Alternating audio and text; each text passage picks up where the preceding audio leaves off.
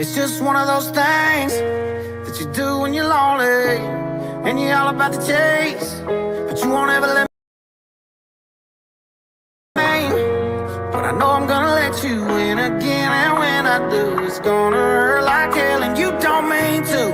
That's what I tell myself, but why you gotta be so heartless? I know you think it's obvious, you're tearing me apart, and girl, the hardest part is you're so high on attention, taking my inches, leave me in the darkness, never finish what we started. Girl, why you gotta be so heartless? Why you gotta be so heartless? Monday night was definitely not a night. Tuesday night was just another fight. Wednesday I thought everything would change. Thursday came and it was still the same. Friday night we went out on the town. Saturday we should've burned it down. Sunday morning came and now you're gone. I should probably know this shit by now. Oh, I should probably know this shit by now, but no, no. Why you gotta be so heartless? I know you think it's obvious, you're tearing me apart, and girl, the hardest part is you're so high on attention, taking my inches, leave me in the darkness, never finish what we started. Girl, why you gotta be so heartless? Why you gotta be so heartless? Girl, why you gotta be so in between loving me and leaving? Oh, I should probably know this shit by now, but no. Why you gotta be so heartless? I know you think it's obvious, you're tearing me apart, and girl, the hardest part is you're so high on attention, taking my inches, leave me in the darkness, never finish what we started. Girl, why you gotta be so heartless? Why you gotta be so heartless? Ladies and gentlemen, please welcome from Encounter Church, Pastor Derek West.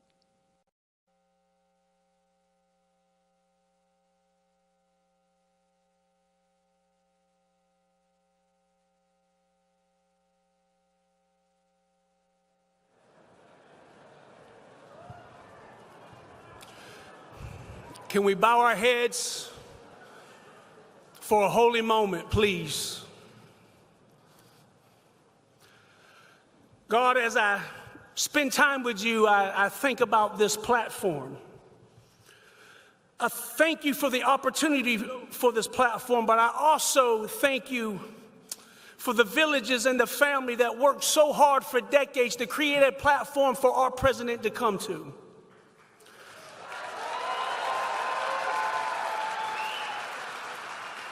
And God, as I spend time with you, I'm thinking about the Church of America, and I pray, God, that the Church of America will get back to the altars, that we would get back to holiness and repentance and consecration unto the King of Kings and the Lord of Lords. God, as I think about the United States of America, I declare that the United States of America will come back to the place where it was built on Judeo-Christian principles, that this nation will once again be a holy nation. My God, somebody give Jesus praise. I pray for the President of the United States of America that he will be revigorated, rejuvenated, revitalized in the name of Jesus.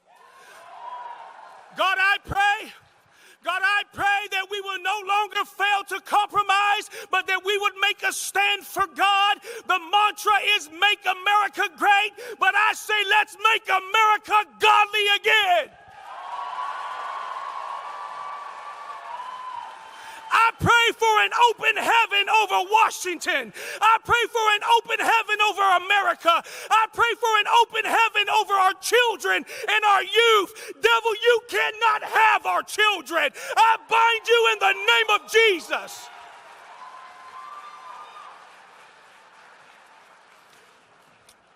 And God, I thank you that you gave me this opportunity on the greatest platform in the greatest nation in the world to pray, to ask you, God, to move again in our nation. God, because I came from nothing. And I'm humbled. And I pray for our president and his family and his grandchildren and his children. And at night, God, when he closed the door and he feels the weight of this nation, that your Holy Spirit would minister life into him and that he would be revitalized and strengthened in the name of Jesus. God, I pray right now, God, that your Holy Spirit will move like it's never moved before. Raise up preachers that are uncompromising the word. Raise up leaders that will not shrink back, but that would face opposition head on and continuously to move. God, I give you praise. I give you honor, and I thank you. I thank you that this nation is on the rise to do something great in the kingdom of God. Bless our leadership. Bless this state. Bless the villages. Bless our country. And bless the president and his family, that he would have conviction that's immovable, that he would not shrink back, that your gospel and your will go forth in the name of Jesus Christ, we pray. Everybody give God some praise.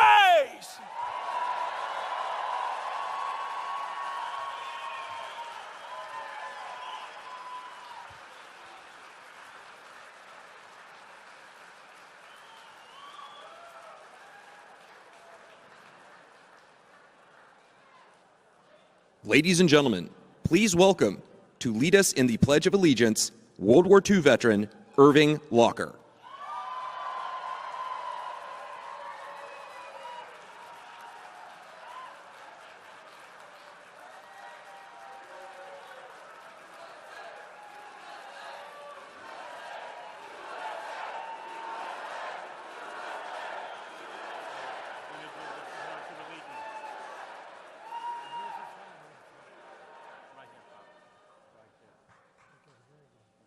Are we ready?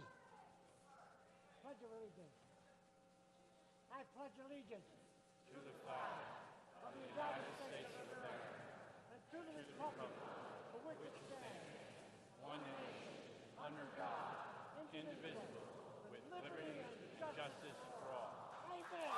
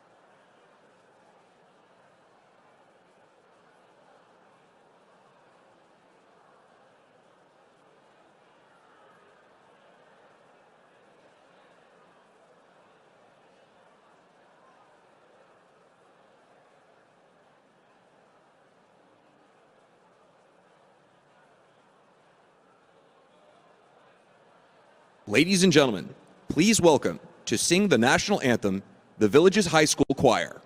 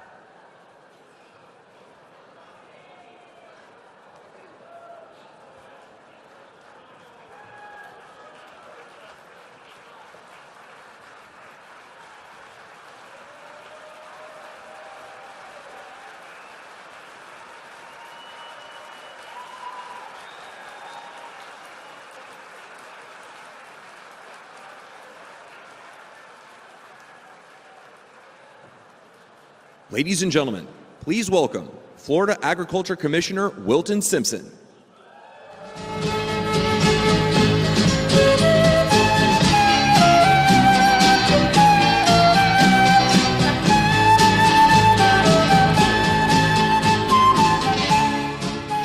What a blessing that was. I had to now I'll have to follow that. It is tough. Good afternoon, villages. First, I want to welcome President Trump back to the free state of Florida, his home state.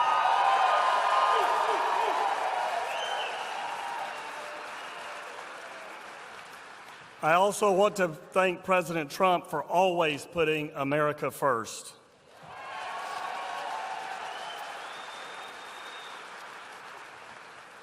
In his first term as President Trump gave us one of the best economies that we have ever had. Tragically, it got completely wrecked under Autopen Joe Biden. Mr. President, you inherited a real mess. The worst inflation in 50 years, a misery index off the charts. The American economy was in deep decline. We had not seen the likes of this since the Carter administration. Thank God our story didn't end there. America re-elected President Donald J. Trump to the Oval Office.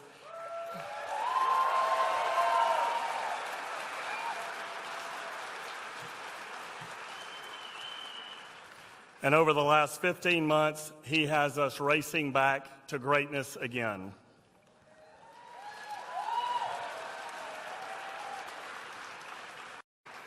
President Trump has already reduced core inflation to less than 3%, and our economy has responded with strong growth.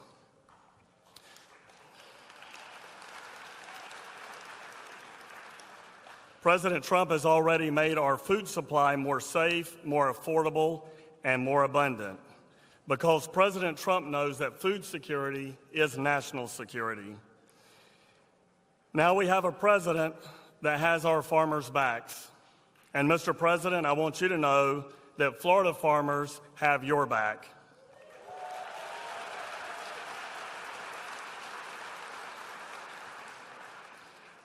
And President Trump, I want you to know that, Florida farmers, because of President Trump, we have a secure border, and he has made America safe again.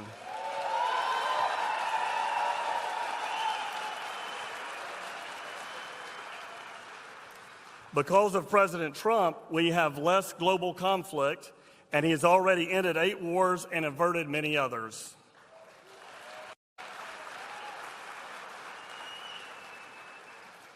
Because of President Trump, we have better affordability. He believes in tax cuts and reining in government spending, not raising taxes on hardworking Americans.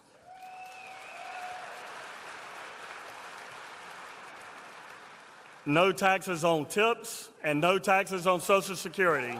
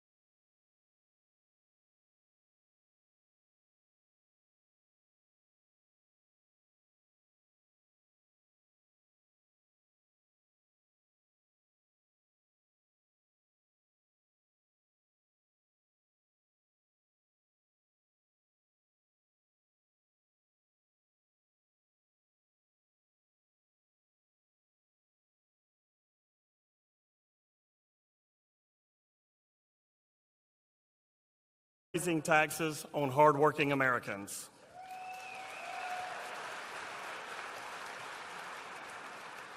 No taxes on tips and no taxes on Social Security.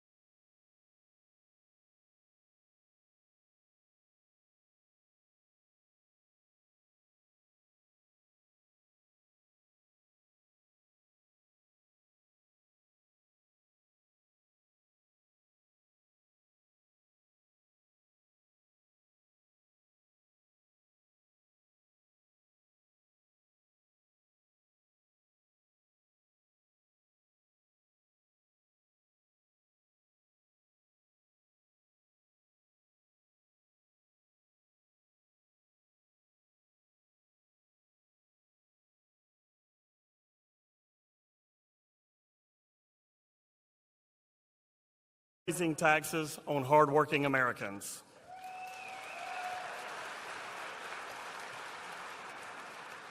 No taxes on tips and no taxes on Social Security.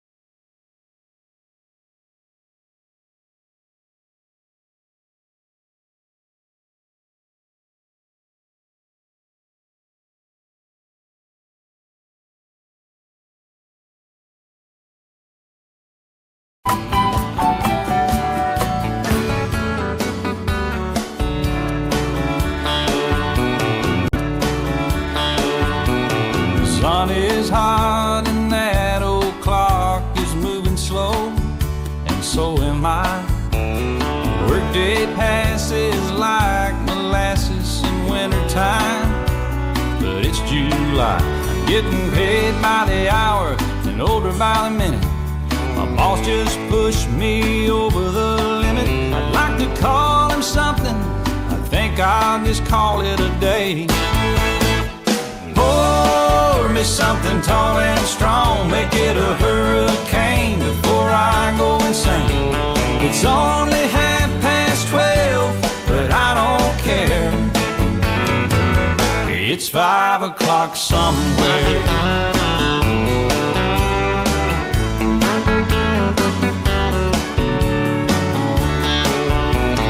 This lunch break is gonna take all afternoon and half the night. Tomorrow morning I know there'll be hell to pay. Hey, but that's alright. I ain't had a day off now in over a year. My Jamaican vacation's gonna start right here. If the phone's for me, you can tell them I just sailed away. And pour me something tall and strong, make it a hurricane before I go insane. It's only 12:30, but I don't care. It's 5 o'clock somewhere.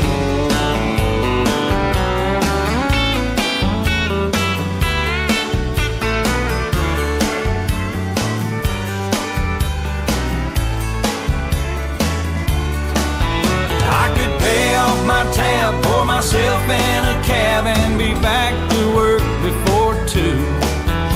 At a moment like this, I can't help but wonder, what would Jimmy Buffett do?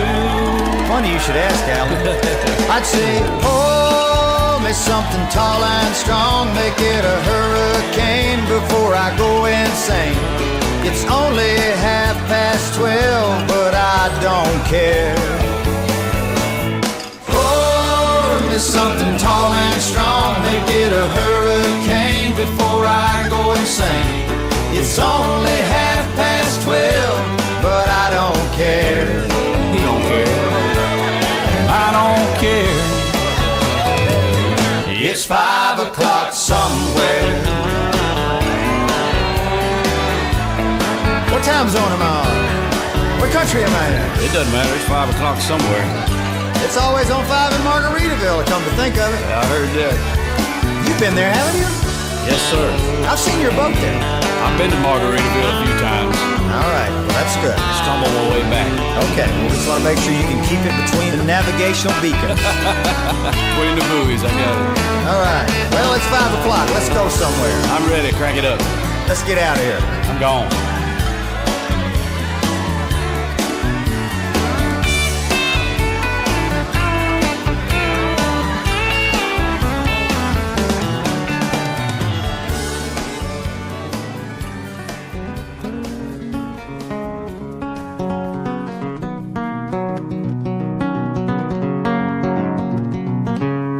Well, I'm a chicken fried and cold beer on a Friday night, a pair of jeans that fit just right, and the radio.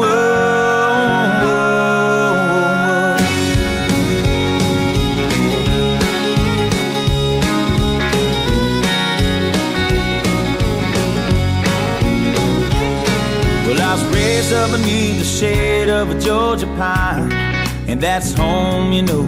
Sweet tea, pecan pie, and homemade wine, where the peaches grow. And my house, it's not much to talk about, but it's filled with love that's grown in southern ground, and a little bit of chicken fried. Cold beer on a Friday night, a pair of jeans that fit just right, and the radio. A lot of sweet sunrise, see the love in my woman's eyes, feel the touch of a precious child, and know a mother's love. It's funny how it's the little things in life that mean the most. Not where you live, what you drive or the price tag on your clothes. There's no dollar sign on a piece of mind, this I've come to know. So if you agree, have a drink with me, raise your glasses for a toast to a little bit of chicken fried and cold beer on a Friday night, a pair of jeans that fit just right, and the radio world. I'd like to see the sunrise, see the love in my woman's eyes, feel the touch of a precious child, and know a mother's love.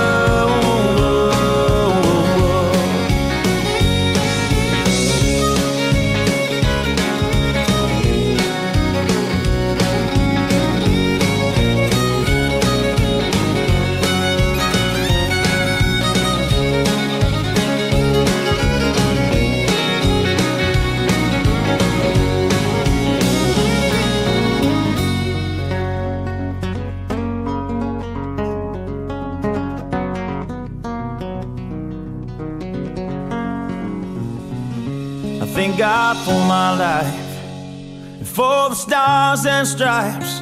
May freedom forever fly. Let it ring. Salute the ones who died, the ones that give their lives so we don't have to sacrifice all the things we love, like our chicken fried and cold beer on a Friday night, a pair of jeans that fit just right, and the radio. I'd like to see the sunrise, see the love in my woman's eyes, feel the touch of a precious child, and know a mother's love gets a little chicken fried and cold beer on a Friday night, a pair of jeans that fit just right, and the radio. I'd like to see the sunrise, see the love in my woman's eyes, feel the touch of my precious child, and know a mother's love.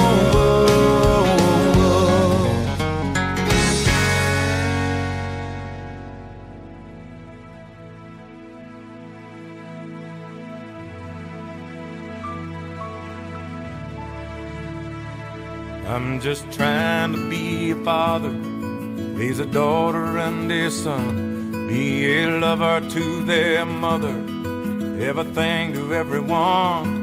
Up and at 'em bright and early, I'm all business in my suit. Yeah, I'm dressed up for success, from my head down to my boots. I don't do it for the money, there's bills that I can't pay. I don't do it for the glory, I just do it anyway. Providing for our futures, my responsibility. Yeah, I'm real good under pressure, being all that I can be. I can't call in sick on Mondays when the weekend's been too strong. I just work straight through the holidays, sometimes all night long. You can bet that I stand ready when the wolf growls at the door. Hey, I'm solid, hey, I'm steady, hey, I'm true down to the core. And I will always do my duty, no matter what the price. I've counted up the cost, I know the sacrifice. Oh, and I don't want to die for you, but if dying's asking me, I'll bear that cross with honor, 'cause freedom don't come free. I'm an American soldier, an American. Beside my brothers and my sisters, I will proudly take a stand. When liberty's in jeopardy, I will always do what's right. I'm out here on the front lines, sleep in peace tonight. American soldier, I'm an American soldier.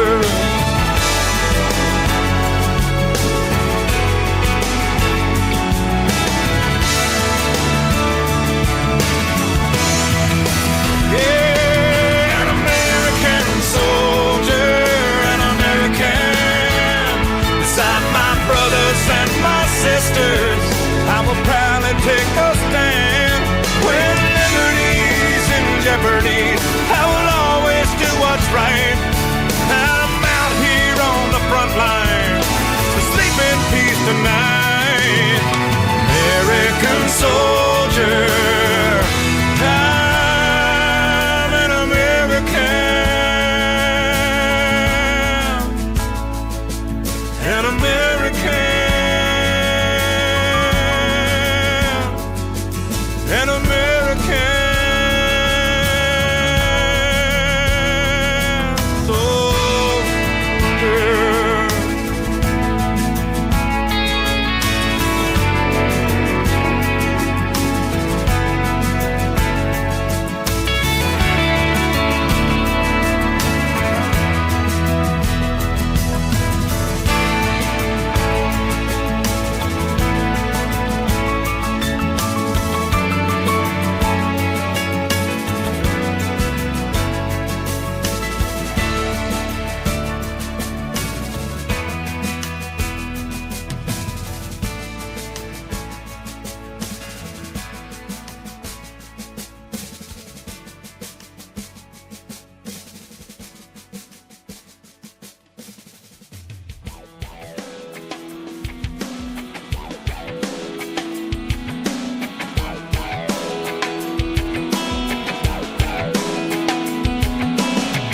Summertime is finally here. That old ballpark man is back in gear out on 49.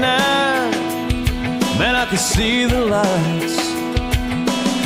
School's out and the night's rolling. Man, just like a long lost friend you ain't seen in a while. You can't help but smile. And it's 2 bare feet on the dashboard. Young love and an old Ford. Cheap shades and a tattoo and a yoo-hoo bottle on the floorboard. Perfect song on the radio. Sing along cause it's one we know. It's a smile, it's a kiss, it's a sip of wine. It's summertime. Sweet summertime.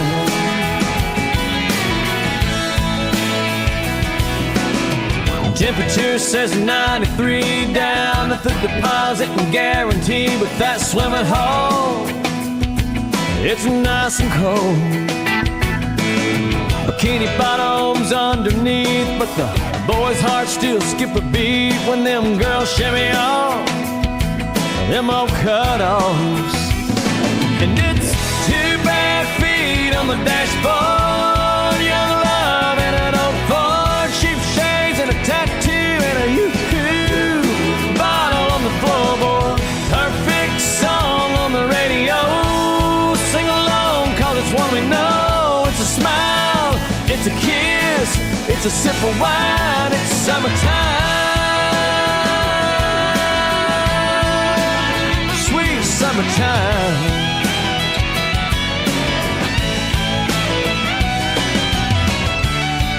The more things change, the more they stay the same. It don't matter how old you are, and you know what I'm talking about. Yeah, baby, when you got 2 bare feet on the dashboard. Young love and an old Ford. Cheap shades and a tattoo and a yoo-hoo bottle rolling on the floorboard. Perfect song on the radio.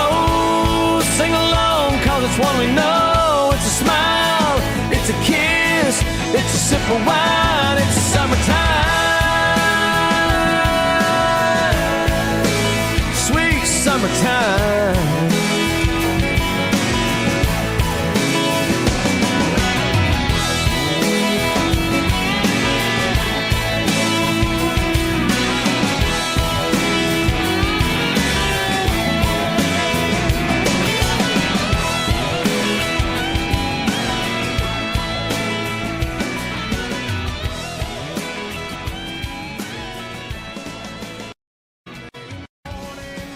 She woke up fighting mad, bitching and moaning on and on about the time I had. And by Tuesday you could say that girl was good as gone. And then when Thursday came around, I was all alone. So I went for a drive to clear my mind. Ended up at a Shell on I-65. 65. Then I won $100 on a scratch-off ticket, bought 2 12-packs and a tank of gas with it. She swore they were a waste of time, all, but she was wrong. I was caller number 5 on the radio station, won a 4-day, 3-night beach vacation. Deep sea senorita fishing down in Panama. And I ain't gotta see my ex-future mother-in-law anymore. Oh Lord, when it rains, it pours.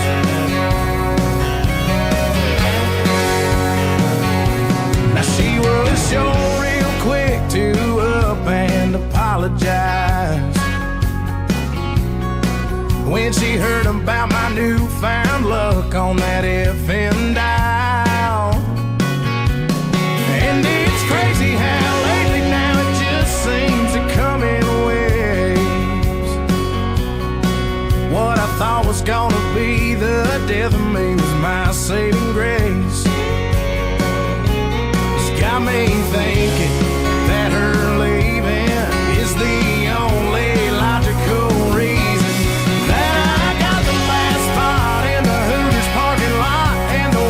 left her number on my check with a heart.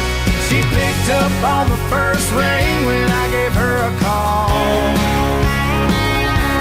And I only spent $5 at the Moose Club raffle, one a used four-wheeler and 3 free passes for me and 2 of my buddies to play around a golf.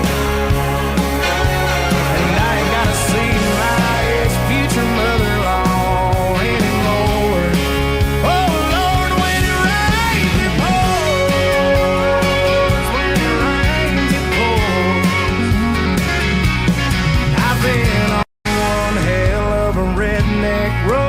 For 3 weeks now, and it all started on the day that she walked out.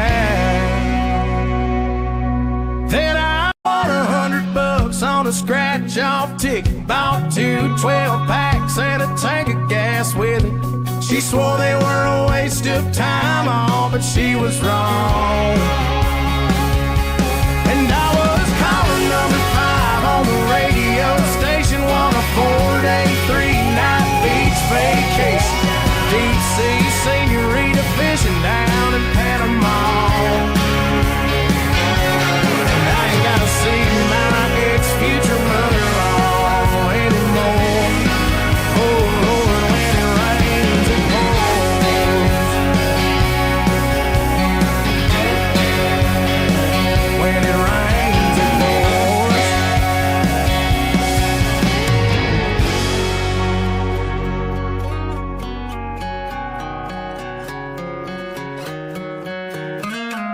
Last night with the liquor talk, I can't remember everything we said, but we said it all.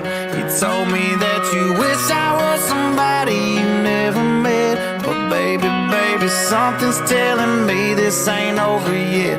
No way it was our last night. I kissed your lips, make you grip the sheets with your fingertips. Last bottle of Jack, we split a fifth. Just talking about life, going sip for sip. Yeah, you know you love to fight, and I say shit I don't mean, but I'm still gonna wake up wanting you and me. I know that last night we let the liquor talk. I can't remember everything we said, but we said it all. You told me that you wish I was somebody you never met, but baby, something's telling me this ain't over yet. No way it was our last night. No way it was our last night. No way it was the last night that we break up. I see your taillights in the dust. You call your mama, I call your bluff. In the middle of the night, pull her right back up. Yeah, my friends say let her go. Your friends say what the hell, I wouldn't trade your kind of love for nothing else. Oh baby, last night we let the liquor talk. I can't remember everything we said, but we said it all. You told me that you wish I was somebody you never met,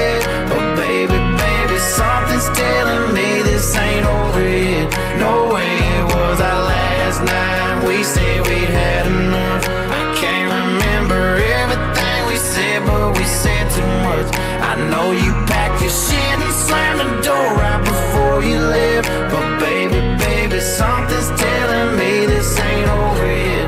No way it was our last night. No way it was our last night. I know you said this time you really weren't coming back again. But baby, baby, something's telling me this ain't over yet. No way it was our last night. No way it was our last night.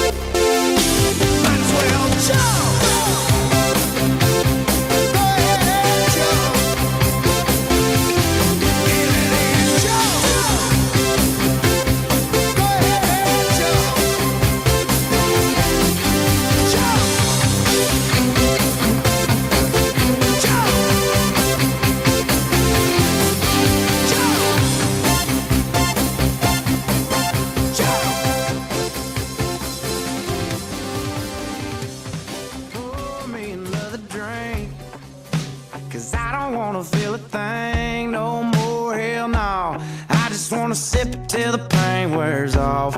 Pour me another round. Line them up and knock them down. Two more, let's go. Cause I ain't never heard like this before. Don't wanna think about her or wear a ring without her. Don't wanna hit the karaoke bar, can't sing without her. So make them drinks strong, cause brother, she's gone. And if I'm ever gonna move on, I'ma need some whiskey glasses. Cause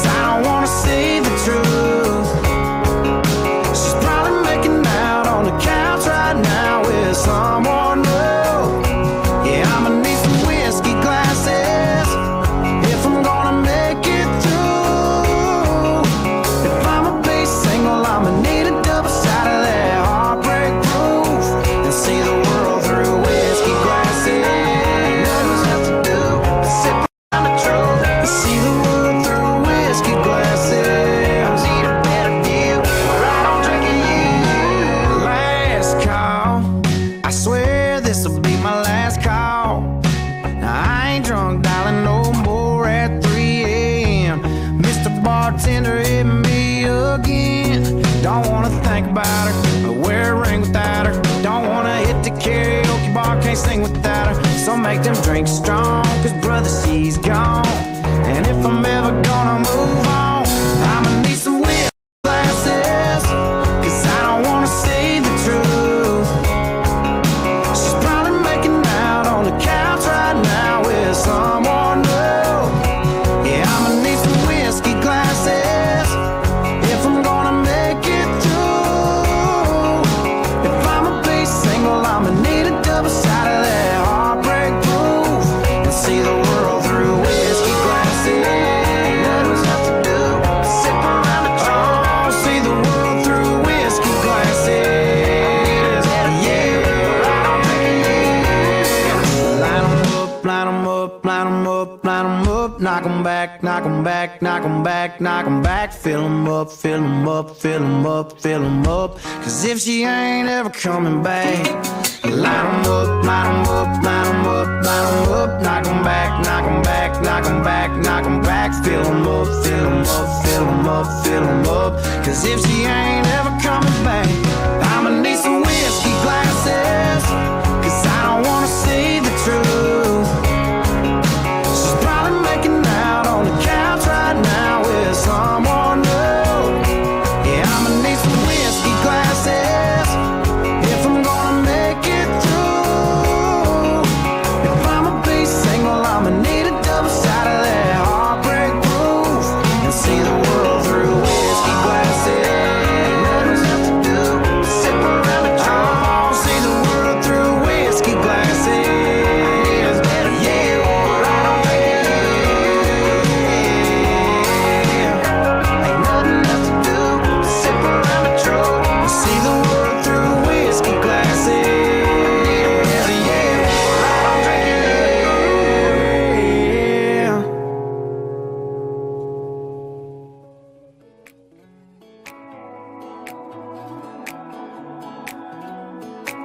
Yeah, I've been throwing down the whiskey. I ought to get my money back. And someone said it drowns a memory. Oh, but it ain't doing jack.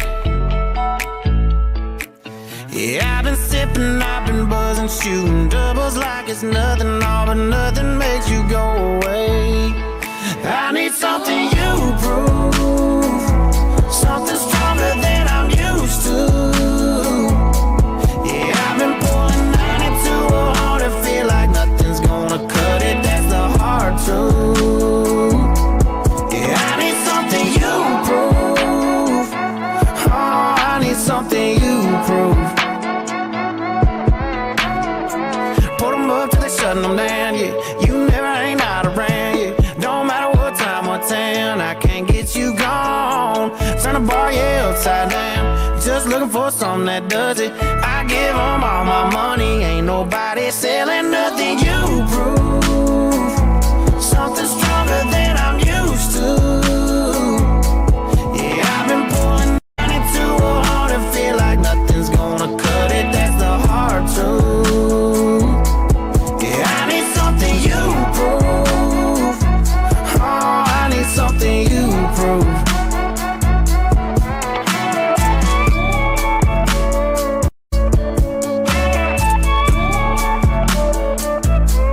Yeah, I've been mixing liquors trying to get you gone.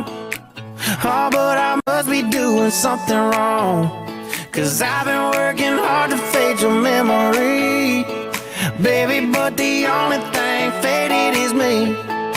I need something you prove, something stronger than I'm used to. Yeah, I've been pulling 92 hard, I feel like nothing's gonna cut it. That's a hard truth. I need something you prove. Oh, I need something you prove.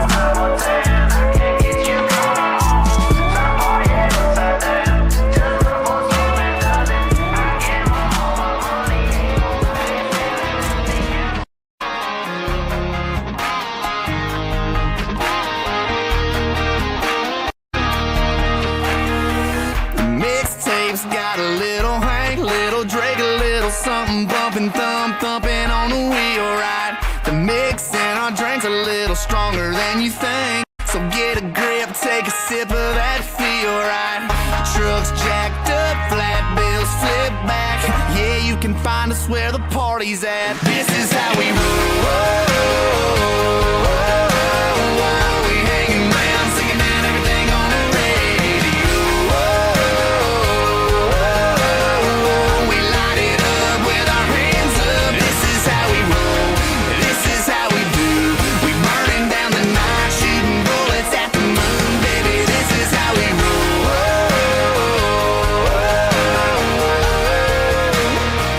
Yeah, baby, this is how we roll.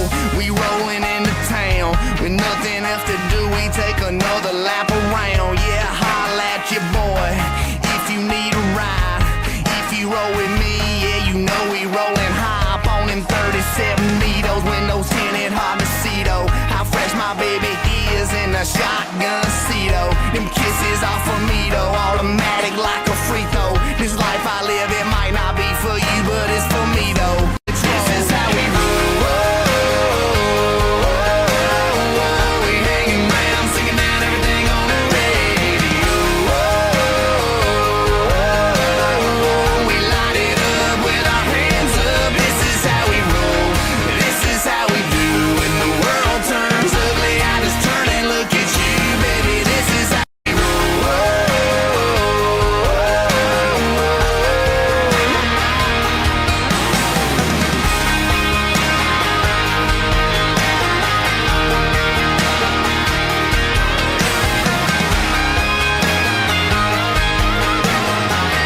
And we gon' sing it to 'em. Yeah, we're proud to be young. We stick to our guns. We love who we love and we wanna have fun. Yeah, we cuss on them Mondays and pray on them Sundays. Pass it around and we dream about one day. 'Cause this is how we roll.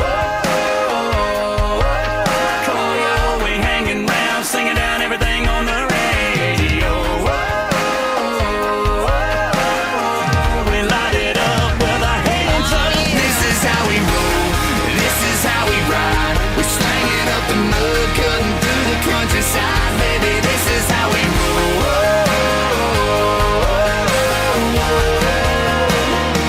Yeah,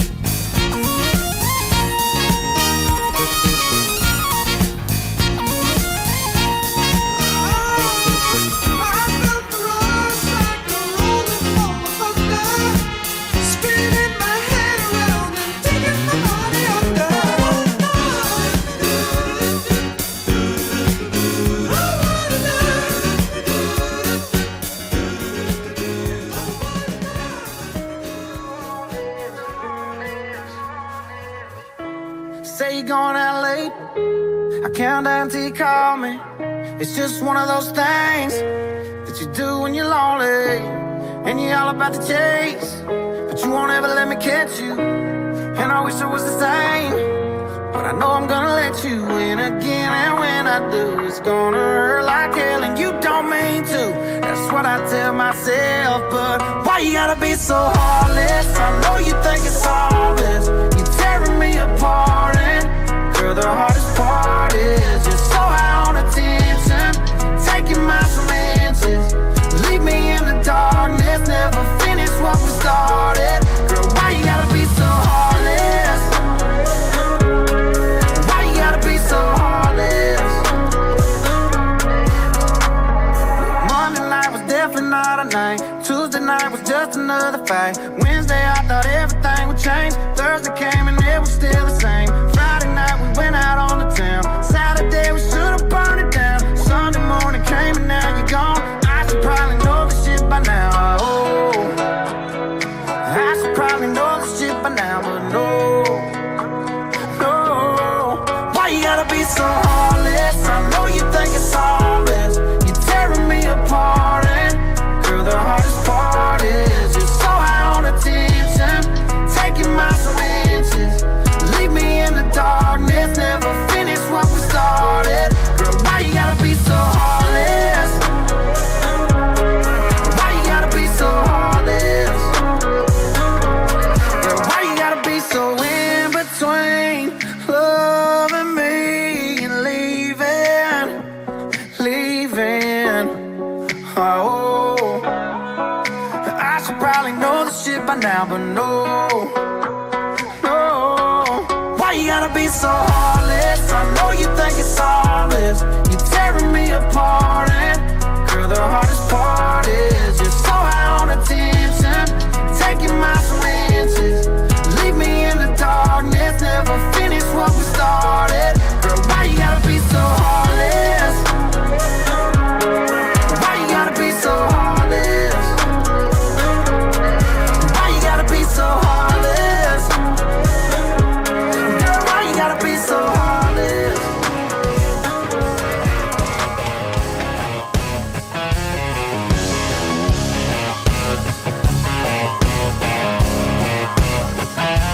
I've had a largemouth bass bust my line, a couple beautiful girls tell me goodbye. Trucks break down, dogs run off, politicians lie, been fired by the boss. It takes one hand to count the things I can count on.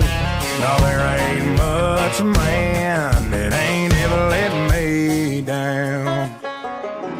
Long neck, high skull beard never broke my heart. Like diamond rings and football teams have torn this boy apart. Like a neon dream, it just dawned on me. The bars and this guitar and long neck, high skull beard never broke my heart. She was a Carolina blue jean baby, fire in her eyes that drove me crazy. It was red tail lights when she left town. If I didn't know then, I sure know now. The long neck, high skull beard never broke my heart. Like when diamond rings and football teams have torn this boy apart. Like a neon dream, it just dawned on me.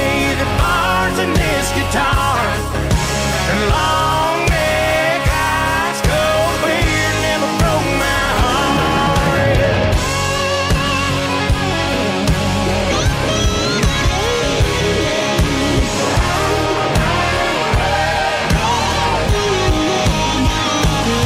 Takes one hand to count the things I can count on, but I got one hand that's gripping down on the cold one.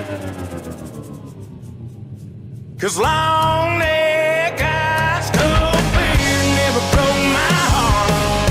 Like diamond rings and football teams have torn this boy apart. Like a neon dream, it just dawned on me. The bars and this guitar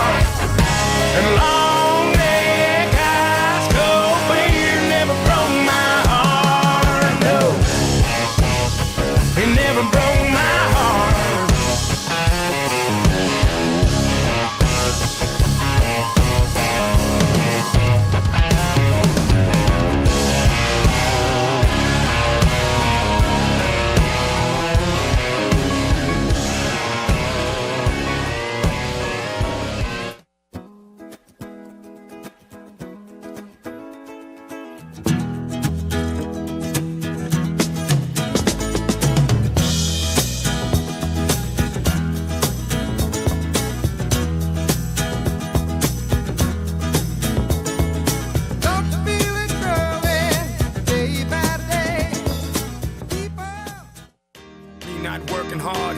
Yeah, right, picture that with a Kodak. Or better yet, go to Times Square, take a picture of me with a Kodak. Took my life from negative to positive, I just want y'all to know that. And tonight, let's enjoy life. Pitbull, Naya, Neo, that's right. I want all of you tonight. Give me everything tonight. For all we know, we might not get tomorrow. Let's do it tonight. Forget what they say, all the games they play. Nothing is enough tonight. Let's do it tonight. I want you tonight. I want you to stay. I want you tonight. Grab somebody sexy, tell them hey. Give me everything tonight. Give me everything tonight. Give me everything tonight. Give me everything tonight. Take advantage of the night, cause tomorrow I'm off to do battle, perform for a princess. But tonight, I can make you my queen and make love to you endless. It's insane the way the name growing, money keep flowing. Hustlers moving silent, so I'm tiptoeing. So keep blowing, I got it locked up like Lindsay Lohan. Put it on my life, baby. I'ma give you a ride, baby. Can't promise tomorrow, but I promise tonight. Excuse me, and I might drink a little more than I should tonight. And I might take you home with me if I could tonight. And baby, I'ma make you feel so good tonight. Cause we might not get tomorrow. Tonight, I want all of you tonight. Give me everything tonight. For all we know, we might not get tomorrow. Let's do it tonight. Forget what they say, all the games they play. Nothing is enough tonight. Let's do it I tonight. want you tonight. I want you to stay. I want you tonight. Grab somebody sexy, tell them hey. Give me everything tonight. Give me everything tonight. Give me everything tonight. Give me everything. Reach for the stars, and if you don't grab them, at least you fall on top of the world. Think about it, cause if you slip, I'm gonna fall on top of your girl. What I'm involved with is deeper than the Masons, baby, and it ain't no secret. My family's from Cuba, but I'm an American. I don't get money like secrets. Put it on my life, baby. I'll make it feel right, baby. Can't promise tomorrow, but I promise tonight. Darling. Excuse me, and I might drink a little more than I should tonight. And I might take you home with me if I could tonight. And baby, I'ma make you feel so good tonight. Cause we might not get tomorrow. Tonight, I want all of you tonight. Give me everything tonight. For all we know, we might not get tomorrow. Let's do it tonight. Forget what they say, all the games they play. Nothing is enough tonight. Let's do it I tonight. want you tonight. I want you to stay. I want you tonight. Grab somebody sexy, tell them hey. Give me everything tonight. Give me everything tonight. Give me everything tonight. Give me everything tonight. Excuse me, and I might drink a little more than I should tonight. And I might take you home with me if I could tonight. And baby, I'ma make you feel so good tonight. Cause we might not get tomorrow.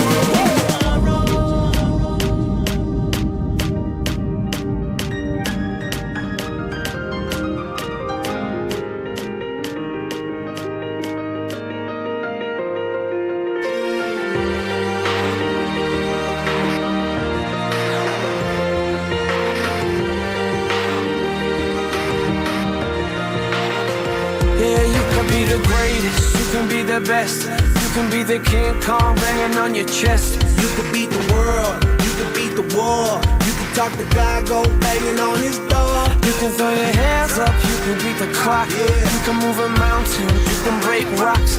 You could be a master, don't wait for luck.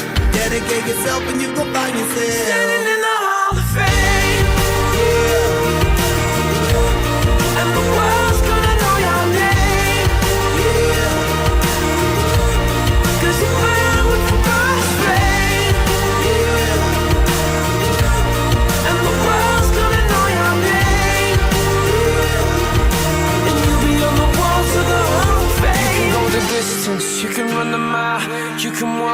through hell with a smile. You could be the hero, you could get the gold. Breaking all the records they thought never could be broke. Yeah, do it for your people, do it for your pride. Are you ever gonna know if you never even try? Do it for your country, do it for your name. Cause there's gonna be a day when you're standing in the Hall of Fame, and the world's gonna know your name. Cause you burn with the cross flame, and the world's gonna know your name. And you'll be on the walls of the Hall of Fame. Be a champion, be a champion, be a champion, be a champion of the Hall of Fame. Be students, be teachers, be politicians, be preachers, yeah. Be believers, be leaders, be astronauts, be champions, be truth seekers. Be students, be teachers, be politicians, be preachers, yeah. Be believers, be leaders, be astronauts, be champions. Standing in the Hall of Fame, and the world's gonna know your name. Cause the world with the cross flame, and the world's gonna know your name. You'll be on the walls of the Hall of Fame. Be a champion, you can be the best. You can be a champion, and you know your chest. You can be a champion, be the war. You can be a champion, and you know the war. You can be a champion, you can be the clock. You can move a town, so you can break rocks. You can be a champion, with luck. Then it be a champion, standing in the Hall of Fame. Too much love drives a man insane. You broke my will, but what a thrill. Couldn't it great, the great ball of fire. I left in love, thought it was funny, but you came along and you moved me, honey. I changed my mind, this love is fine. Couldn't it great, and great balls of fire. Kiss me, baby. Ooh, it feels good. Hold me, baby. Yeah, you gotta let me love you like a lover should. You're fine, so kind. I'm gonna tell this world that you're mine, mine, mine, mine. I chew my nails, I twiddle my thumbs. I'm getting nervous, honey, but it sure is fun. Come on, baby, you drive me crazy. Couldn't it reach your great balls of fire?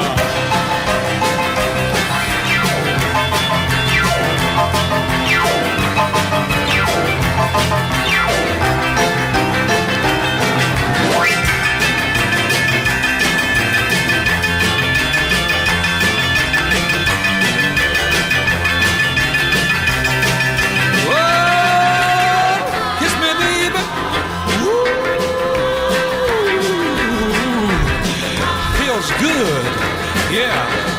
Let me love you like a lover should. You're fine, so kind. I'm gonna tell this world that you're mine, mine, mine, mine. I chew my nails, Lord, I twiddle my thumb. I'm real nervous, but it sure is fun. Come on, baby, you're driving me crazy. Couldn't it reach and rip all the bar?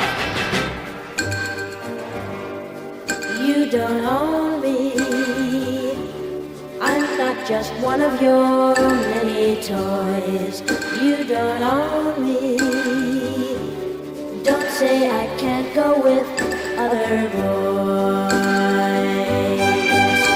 And don't tell me what to do. Don't tell me what to say.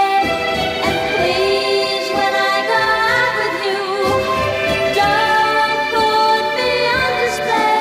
'Cause you don't own me. Don't try to change me in any way. You don't own me. Don't tie me down, 'cause I'd never stay. I don't tell you what to say. I don't tell you what to do. So just let me be myself. That's all I ask of you. I'm young and I love to be young. I'm free and I love to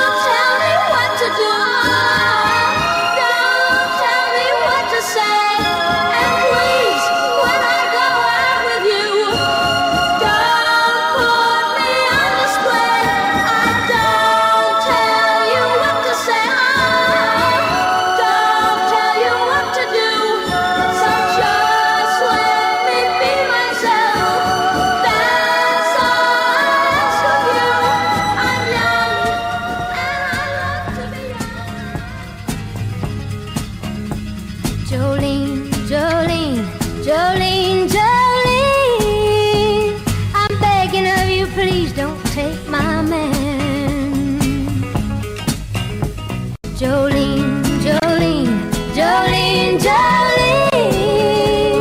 Please don't take him just because you can. Your beauty is beyond compare, with flaming locks of auburn hair, with ivory skin and eyes of emerald green. Your smile is like a breath of spring, your voice is soft like summer rain, and I cannot compete with you, Jolene. He talks about you in his sleep, and there's nothing I can do to keep from crying when he calls your name, Jolene. And I can easily understand how you could easily take my man, but you don't know what he means to me, Jolene.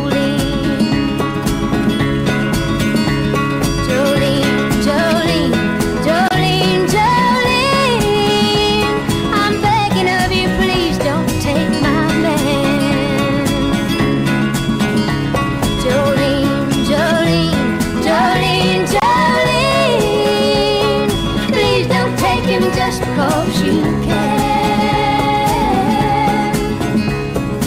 You could have your choice of men, but I could never love again. He's the only one for me, Jolene. I had to have this talk with you. My happiness depends on you, and whatever you decide to do, Jolene.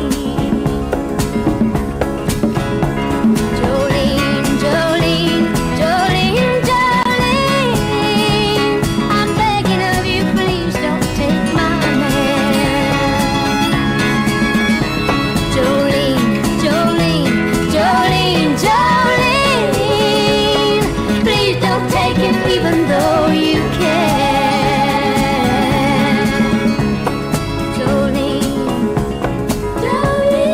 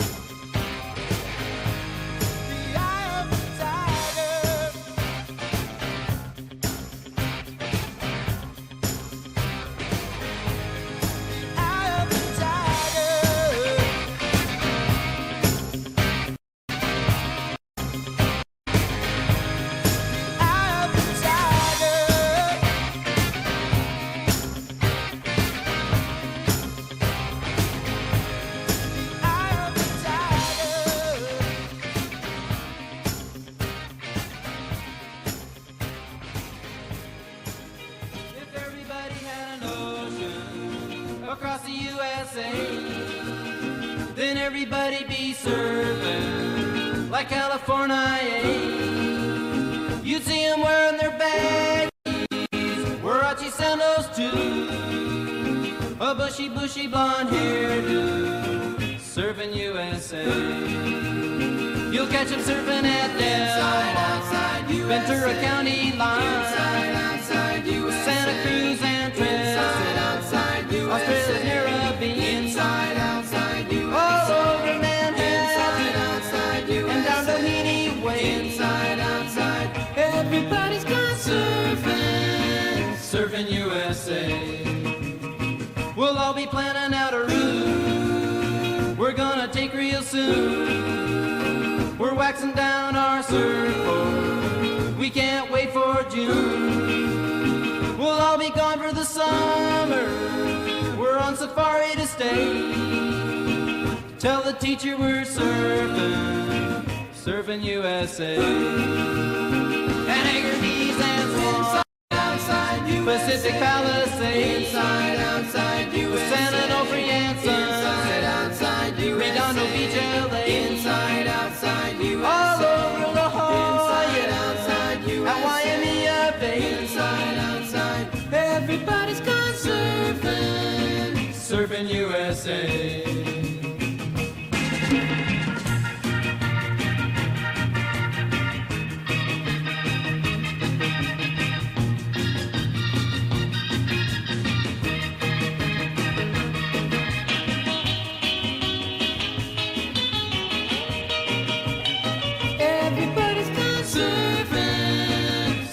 USA.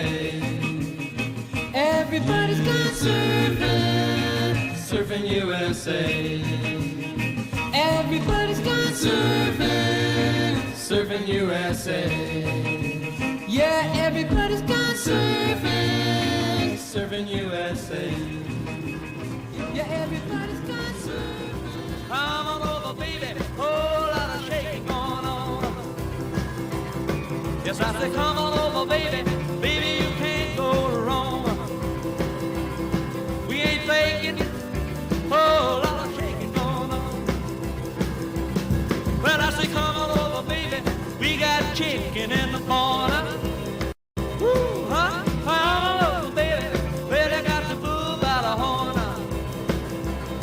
We ain't faking, whole lot of shaking going on. Yeah, let's shake, baby, shake.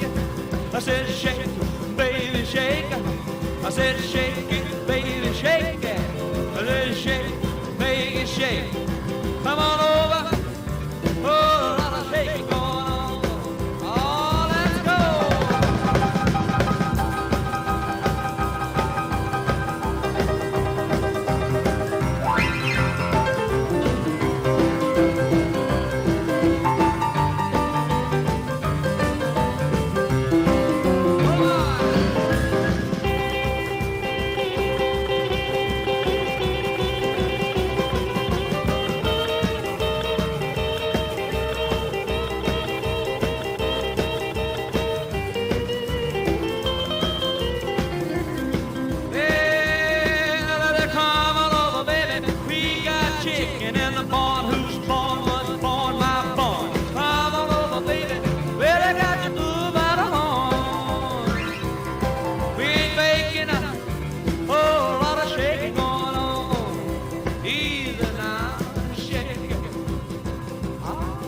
Shake it, baby.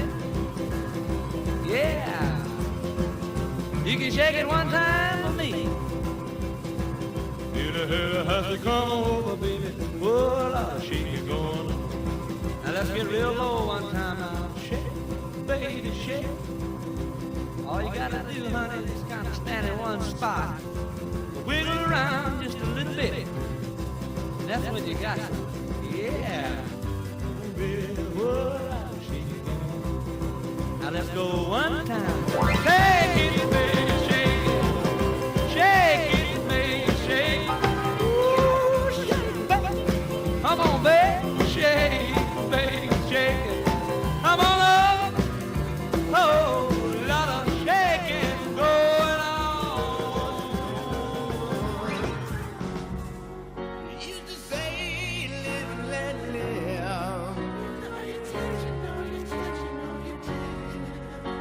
this ever-changing world in which we live in makes you give in and cry.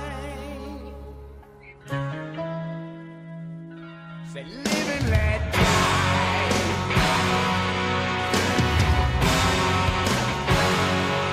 Live and let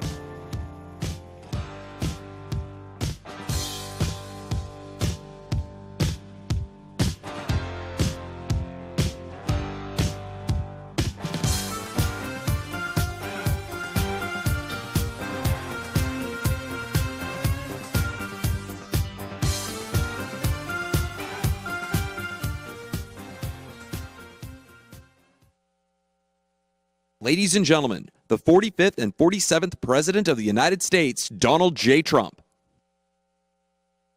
And I'm proud to be an American, where at least I know I'm free.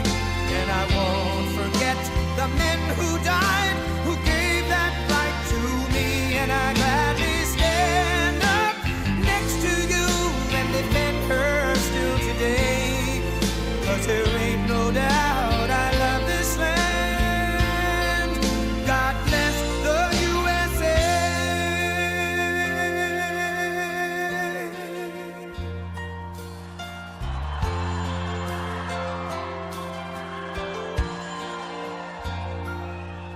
From the lakes of Minnesota to the hills of Tennessee, across the plains of Texas, from sea to shining sea, from Detroit down to Houston and New York to LA, where there's pride in every American heart, and it's time we stand and say that I'm proud to be an American, where at least I know I'm free.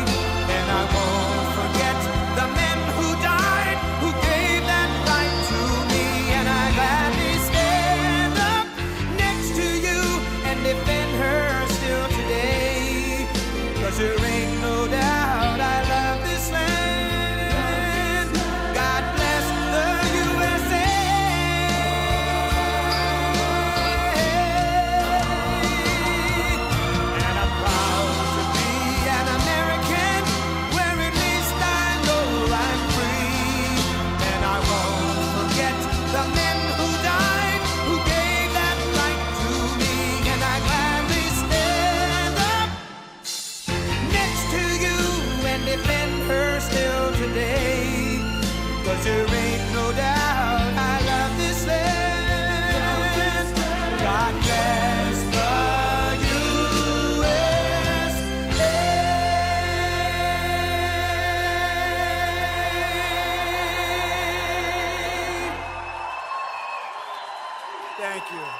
Thank you very much.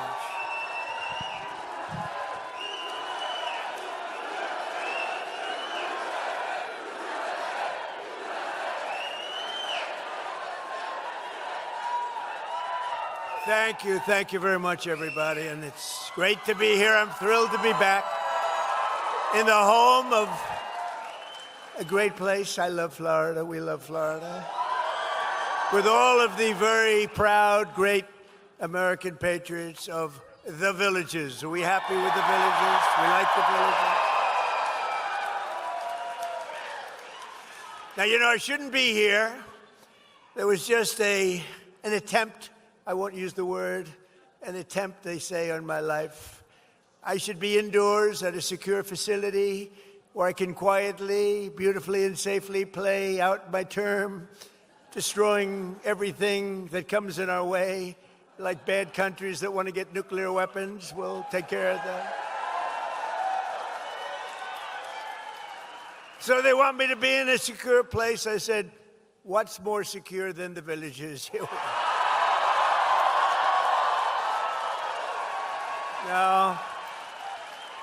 I heard the seniors were waiting at the Villages, and there's no way we got like 97% of the vote. Remember all those frauds? They said, whoa. Remember Sleepy Joe and Kamala? They came up, oh, we love you more than Trump. And you said, no, you don't. You don't love us more. You're a bunch of phony bastards. But as you know, this is the single largest community of seniors anywhere in the world, and frankly, it's the largest crowd you've ever had assembled. You know, it's very interesting. They built this, but when I first started, they didn't have this. We had a little tiny room, so we went outside. We had a tremendous crowd, but I don't know if you see what's going on. They have an overflow room that's bigger than this. Why the hell didn't I go there to start off with? What's going on? And then they have outside, they have thousands and thousands of people, and we love them all. We love them all. So, we're here to celebrate a policy that benefits every American senior all across this land, and it's called No Tax on Social Security. It's done. It's done. You know, I took a poll at one of the events. I said no tax on tips, no tax on overtime, or no tax on Social Security, all of them. So let's do it now. Let's do another poll. No tax on tips, no tax on overtime, no tax. So what you do is you're going to cheer for the one you like the most of the three, all right? No tax on tips. No tax on overtime. No tax on Social Security.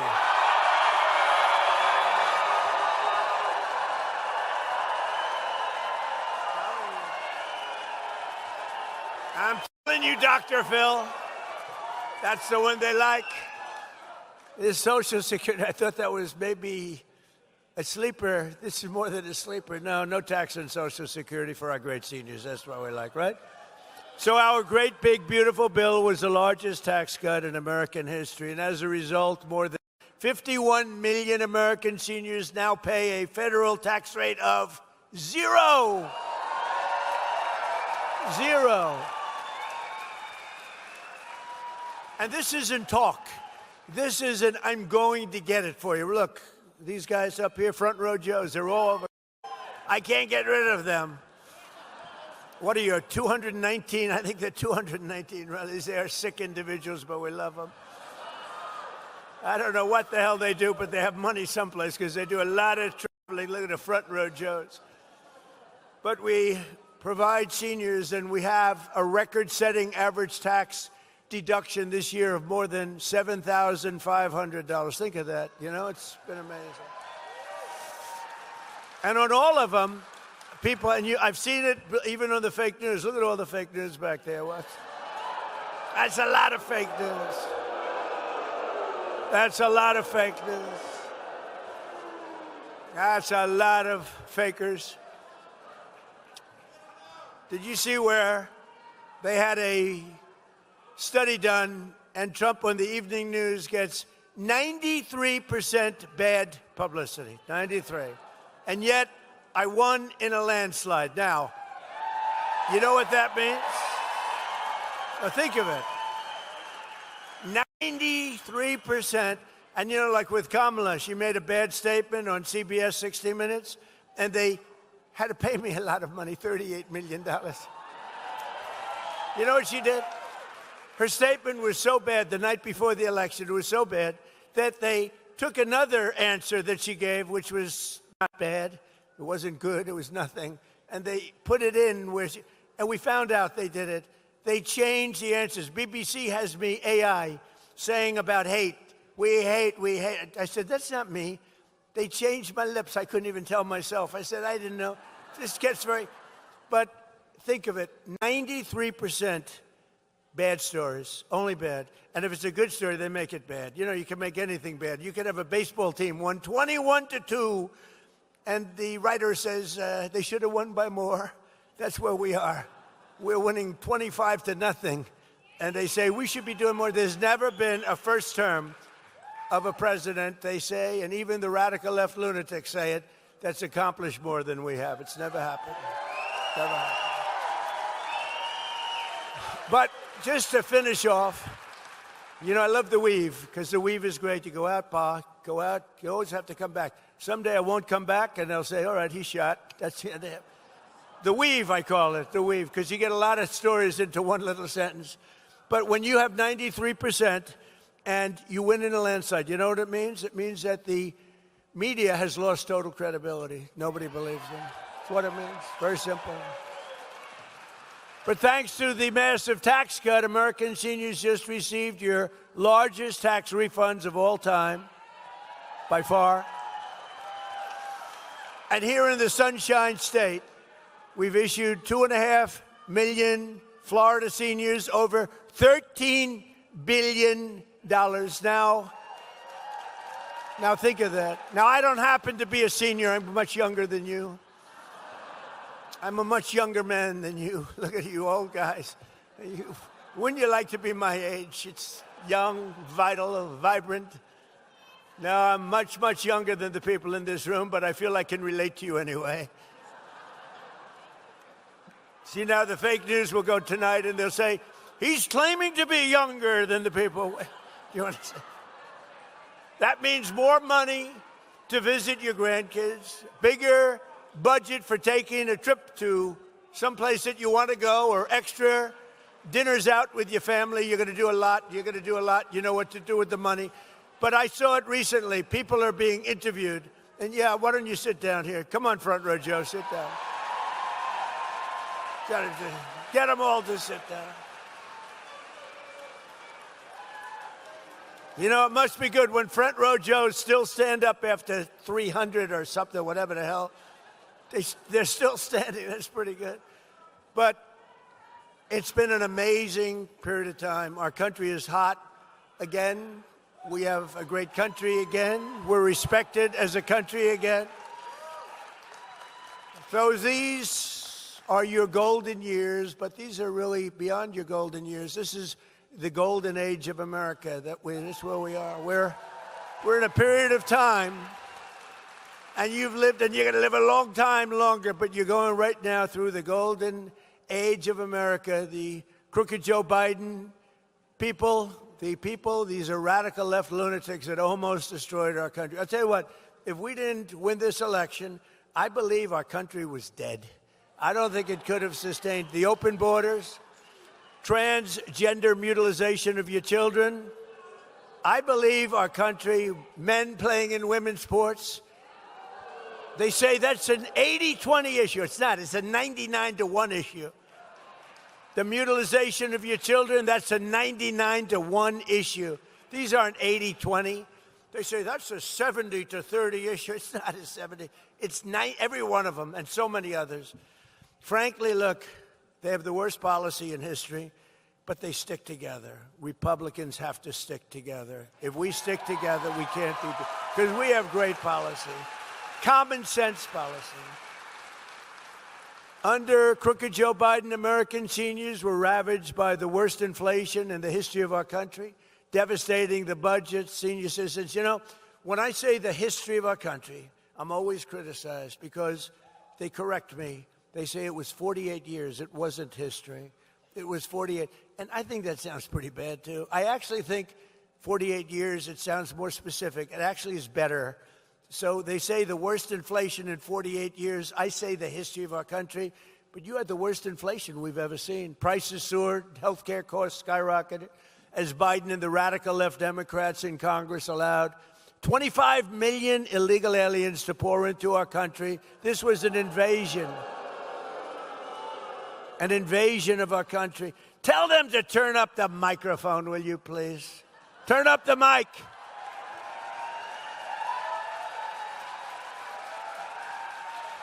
You know, I hate it. You pay these guys a lot of money, and then you get up and the mic isn't on properly. And then they want their money, and I don't believe in paying people to do a bad job. I only like to pay people. I pay early. And I'm screaming my ass off because the mic is no good. Turn the mic up, please. Amazing.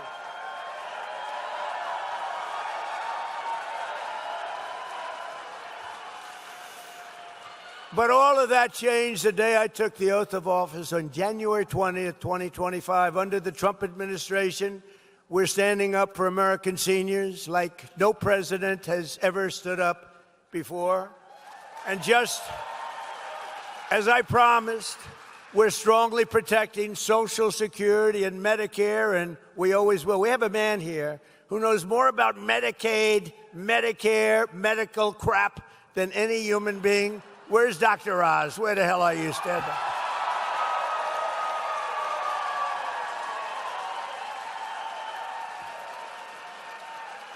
He's great. It's the most boring trip I've ever made. He's telling me about Medicare, Medicaid. All I want to do is take care of you. I don't care. I said, you work out the details, but I did say give them the max. That's all I care about. Give them whatever the hell the max is. But Oz has been great. You have been great. And Bobby's been great. He's a little different. Do you agree? We needed somebody a little different, and we got him in Bobby Kennedy, right? But they work together. And it's great. You know, I brought somebody else with me. He's central casting for a Treasury Secretary. If you're casting a movie, look at them. They're already excited. You know, a lot of people didn't know him. He was very successful, great success, actually, but people didn't know him. Now he walks down the street and people are asking for his autograph. It's crazy. Scott, stand up, please. Scott Bessent.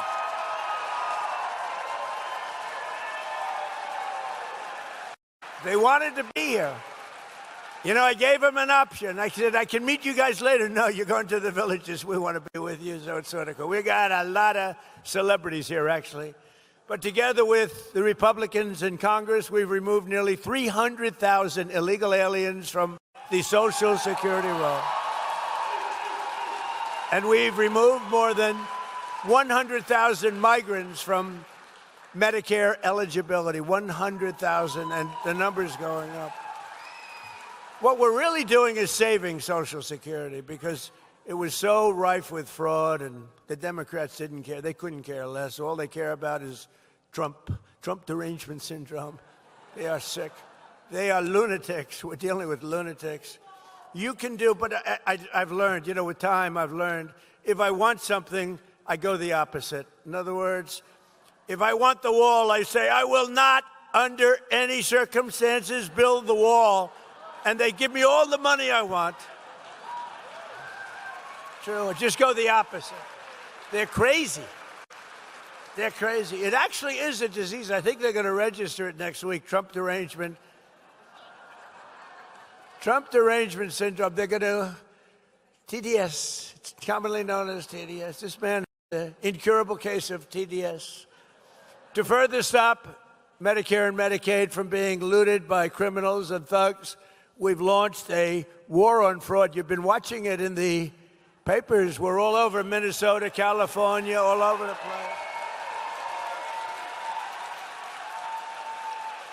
They're taking down hundreds and hundreds and even thousands of people a week and a day.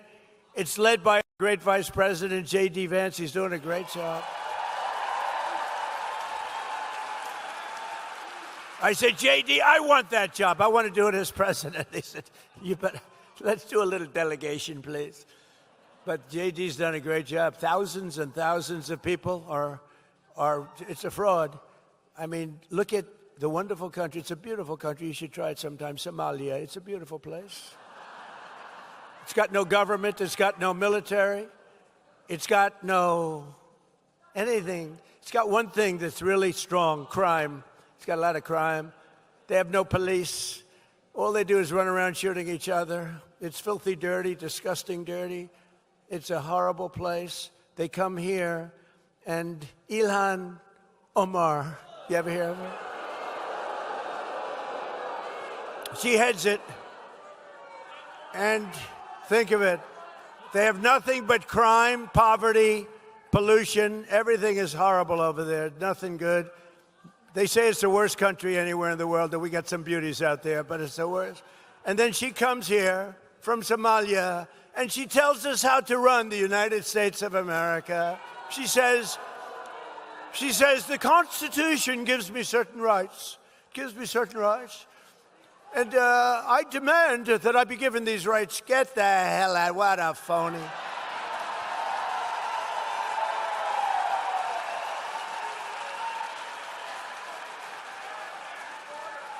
And then she married a brother to come in. I don't know, you're not. But I would imagine they're looking at her. I have nothing to do with it. I would imagine. Of course I have nothing to do. I have nothing, but I believe she married her brother, which is totally illegal. Although it's a lovely couple, actually, but it's a little bit on the illegal side. Darling, I love you very much. Good night, brother. Let's go to bed. Good night. Isn't she despicable? I can't stand watching her. I can't stand. Did you see last month, she accidentally checked the wrong box. It said she was worth $38 million. And law enforcement came after her for that. And then all of a sudden, she was worth less than $80,000. And she said it was accounting. It was an accounting error. That was not a very good accountant, was it? Huh? No, their whole life is based on fraud and a scam. The whole thing is a scam, and we ought to get those people the hell out of our country.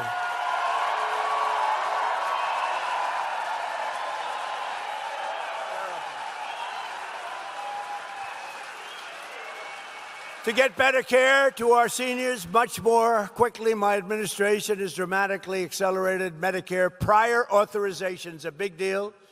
That's what used to take days and weeks and months to get, and now you're getting it done in a matter of minutes. Really, I mean, unbelievable job you've done. Minutes. And we have a big search for fraud. Very little. You know, when people get arrested all over Minnesota, all over California, wait till you see what we're coming up with in California. Gavin Newsom is not good. But he gave the worst interview a month ago. Did you see it? Where he said he was incompetent, he can't read, he can't write, he can't do it. He said he's horrible for testing. We should give him a cognitive test. I took 3 of them, aced all of them, by the way. You know, I'm the only president to take a cognitive test, because I don't think Obama could pass it. I don't. Didn't he get into Harvard with a C average? I don't know. What's that? I don't think he could pass it. I don't think. Well, Biden isn't. Give me a break. You know, the first question is very easy. It's a lion, a giraffe, a bear, and a shark. They say, which one is the bear? And everybody says, 30 questions. Everyone says, very standard. It's a very standard test, but very tough around those last 10 questions, not too many people, even in this very room, unlike Newsom, I'll say, this room of geniuses. He said, I'm in a room of dumb people. That was not good.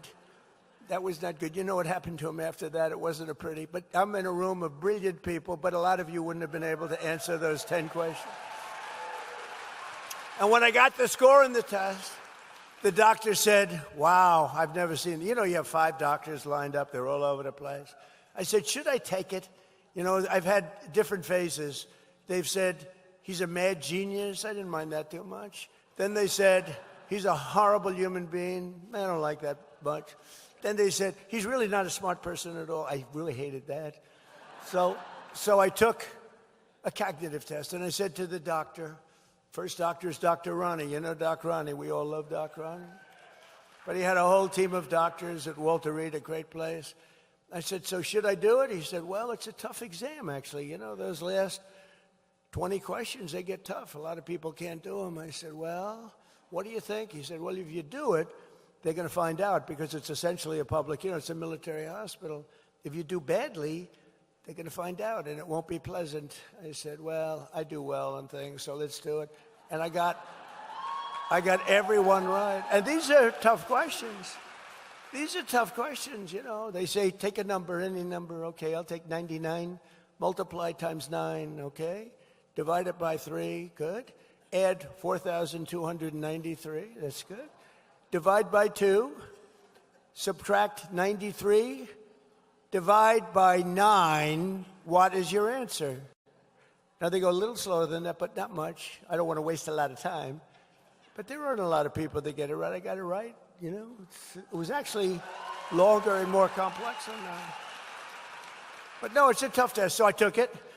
And then, everyone said, all right, good, he's smart. He's smart. It's not really smart. It's like, you know what we are, really? We have common sense. We're people with common sense, right? We like strong borders. We don't like open borders for the world to pour into our country, right? From prisons all over the Congo, all over South America. The Congo, I tell you what, the Congo, they just used to think that we were just an open cesspool where they take all their prisoners and dump them into our country. Parts of South America, the same thing. It's terrible. So, as you know, we've done a fantastic job. But I just felt, and I put out yesterday a statement, I think anybody running for president or vice president should be forced to take a cognitive examination. Right? I mean, you get a guy, he gets in, he's got a good line of crap, he gets in, and all of a sudden you're stuck with a man who's a moron. You know, this is not good. This is not good. We went through 4 years of it. It's not a good situation. But we also dramatically increased coverage for outpatient clinical care known as site-neutral payments, stopping seniors from being ripped off by billions of dollars of outrageous fees that they charge, billions and billions of dollars, right? Oz. And on top of these major Medicare improvements, I'm pleased to report today that we have authorized $210 million in rural health care funding for the great state of Florida. 210.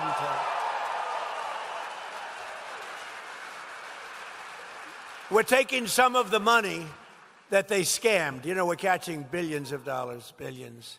Minnesota, it's like you ever hear the expression, shooting fish in a barrel? It's like shooting fish in a barrel.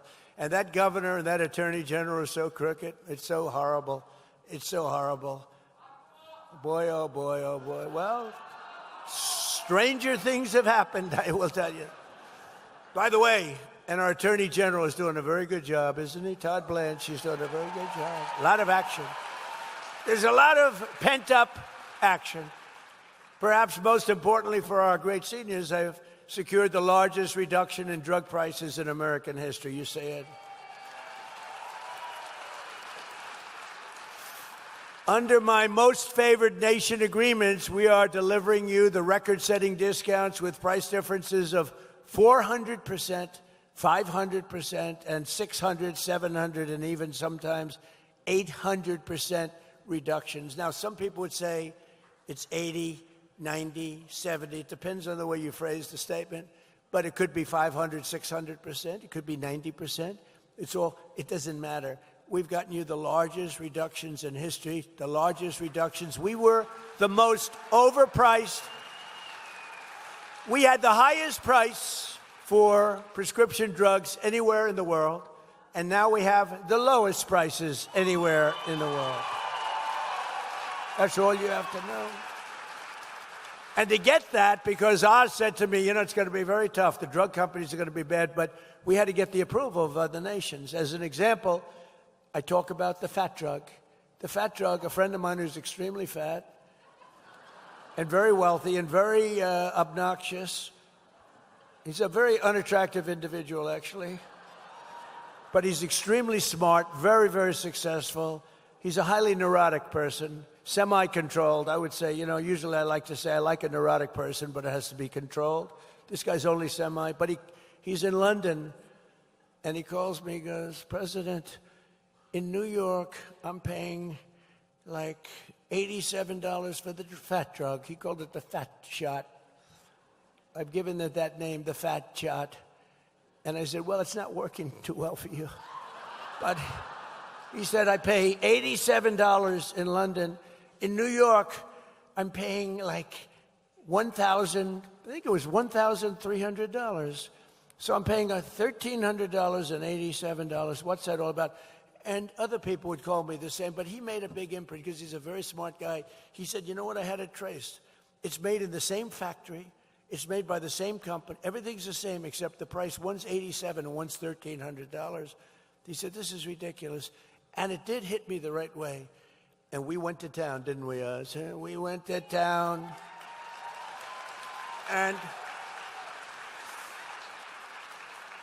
And we shamed the drug prices because they were, for years, said, well, you know, it's research and development. I said, well, it's research and development for them also, right?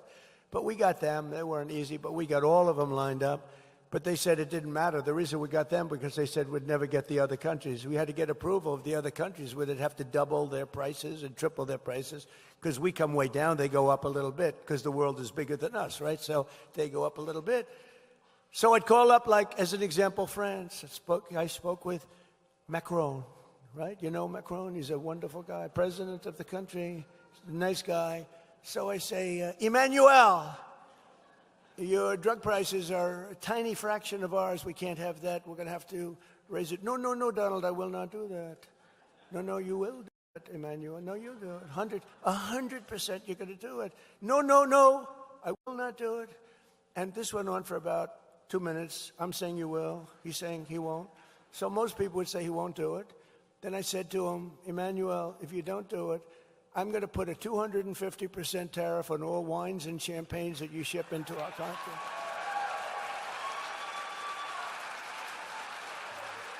And he said, Donald, how dare you? You should not do that. You cannot do that. And I said, no, I'm going to do it. Okay, you have a deal. That was it. That was it. And I told Oz couldn't believe it. He couldn't believe it. And we had the same thing with Germany. We had the same thing with the other countries. I said, look, you're not going to do it. We're going to tariff the hell out of you at double the number that you're talking about. And they all agreed. Every one of those countries agreed. And now you have the lowest drug prices anywhere in the world from the highest.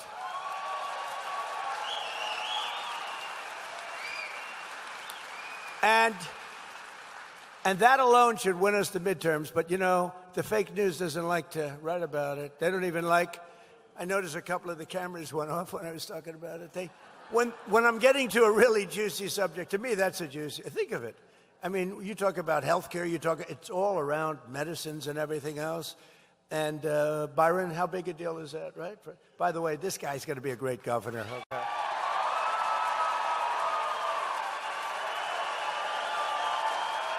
Going to be great. Ag commissioner, you just stand up. What a job he's doing. What a job he's doing. My ag commissioner, who I endorsed a long time. So I just want to thank you all. You guys are doing a great job. Byron, you're going to be fantastic. We have somebody named Ashley who's very respected. Will you please stand up? Senator, our great senator. I suppose you're all leading like a lot. But remember, make it too big to rig. You got to go out and vote. Don't assume anything, you know. We did great in the second election. It was a rigged election, but we did great. And I said, well, I had the ultimate poll because we won the second election by a lot. So that's a good poll. So we did it again. And I said, too big to rig. You got to make it too big.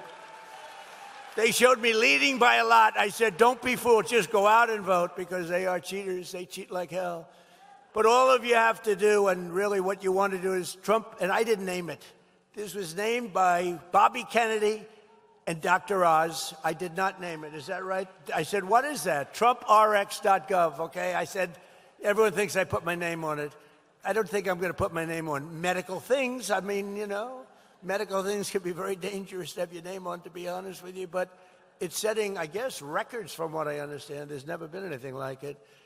So TrumpRx.gov, go to it and buy your medicines for very little money. Very little money, difference. Nobody's ever seen anything like it.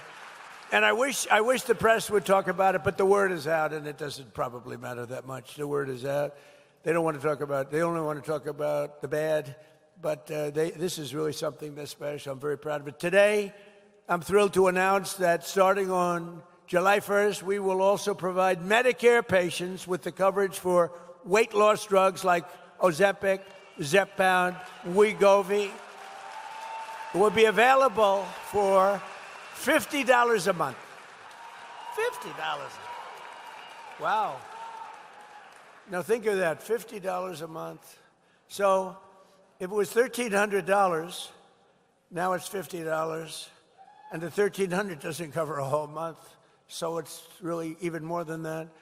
So it's now down to $50. So that's where you get it. And also, and you remember when I cut insulin and I got it down to $25 insulin, it was $2,000.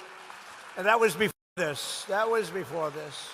I'm so glad you mentioned insulin. You know, when I got insulin done, it was at the end of my term, and I got it done, but it doesn't kick in statutorily for 2 years. And I said, I better win the election. This is going into the second election, because what a job I did. And, you know, insulin was at like $1,000, $2,000, $3,000. I got it to $25, but it kicked in about a year and a half, 2 years later. Statutorily, you had to wait a period of time and all of that nonsense. So I said, boy, I better win, because if I don't, some guy is going to take credit for something that I did that they could have never done. Lo and behold, the election was rigged. And I saw Biden a year later standing up there saying, I did a great job on insulin. He doesn't even know what the hell, he had no idea. And I was standing there seething. I was watching television. You know what it is to seethe? I seethe a lot. But this is one of the times I was seething. Oz knows that. I was so angry. I said, I did it, and I didn't get credit for it. We did a lot of things we didn't get credit for, but I guess I did, because here I am, I'm president. I guess I did.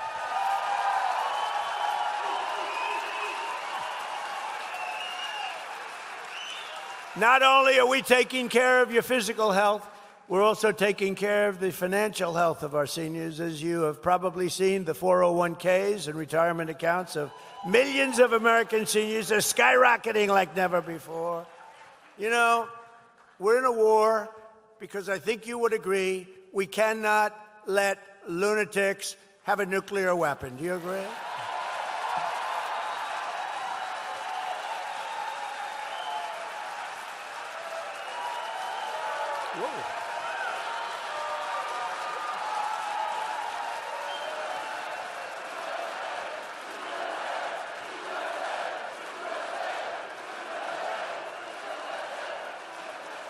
Because if you read the fake polls and things, it says, well, it's only a 20% or 25%. It's nonsense. Look at this. I'm talking about all these things you're getting, and you stand up when I talk about you can't let Iran have a nuclear weapon. We can't.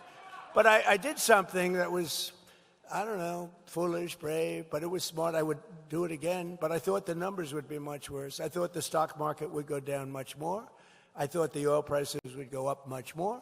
I said, but we have no choice. Whether it does or doesn't, I have to do what's right. We can't let them have a nuclear weapon. So I called in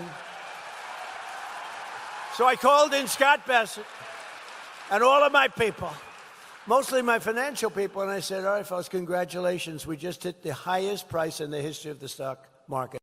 So I said the Dow would never hit 50 during my 4 years, because it was too much of a raise. They thought 6, 7 years out, maybe it could hit 50,000. They said the S&P could never hit 7,000, right, Scott? That would be even more unlikely. Maybe at the end of the 4th year, but probably not. It would be 5, 6 years out. And we hit 50,000 on the Dow before the end of my first year. We hit 7,000 on the S&P before the end of my first year. The stock market is rocking and rolling. Your 401ks are at the highest they've ever been. I don't have to list. I don't know how the hell you could be doing badly. But your 401ks are setting records. I have people coming up to me and saying, "You've made me a hero to my wife. You've made me a hero." I've had numerous policemen. I had one guy from years ago because I did the same thing. We had the greatest financial markets in the history of our country in my first term. We're blowing it away now. We're blowing everything away. There's never been a country this successful in that sense before. But now I said, okay, you ever do this? Well, you're doing so well. I said, so we just set every record. We have the highest stock market in history. We have things that just go. And by the way, there are more jobs today in our country than at any time in the history of our country by far, right?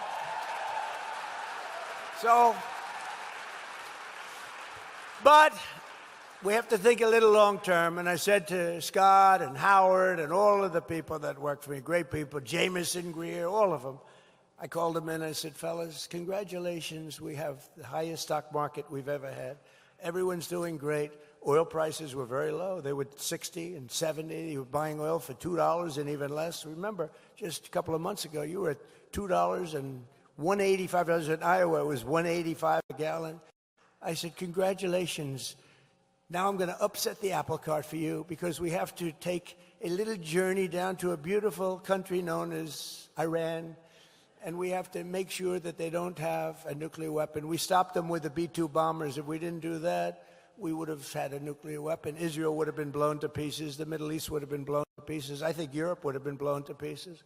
But under what we were doing, I said, look, we're going to have to make this journey. So it's almost like we built up this great thing, and then I said, now we have to break the eggs a little bit, and we have to go and do it. And the only thing that I'm surprised is that I really thought oil would be, Dr. Oz, we talked about it. I thought oil would be much higher than it turned out to be. I mean, it's not low. It's certainly not low. It's going to come crashing down as soon as this war is over, and they're getting decimated. They have no Navy. They have no Air Force. They have no anti-aircraft equipment. They have no radar. They have no leaders. Their leaders are all gone. Very sad. Very fine people.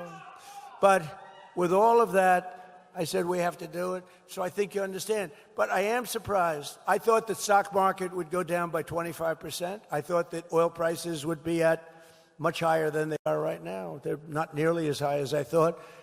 And we're going to, look, we're winning so big. We're winning again. Their Air Force is gone. Their ships are gone. They have a Navy, 159 ships. That's a pretty good Navy. Within the first week, 159 out of 159 ships are right now lying at the bottom of the sea. Their Navy is gone.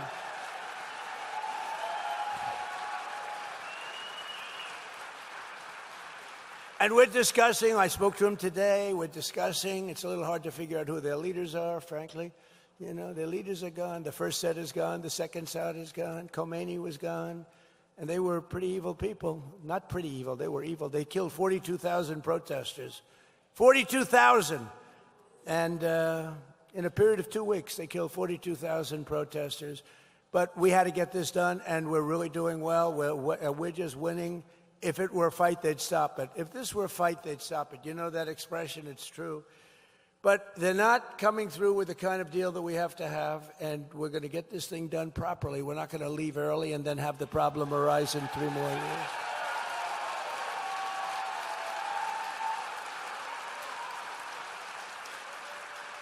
Under 4 years of Crooked Joe, I go crooked and sleepy.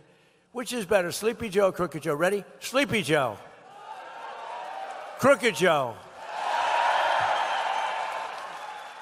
I love it. It's free polls. You know, if I went to a pollster, they're all phony. If I went to a pollster, I'd pay $1 million for that question.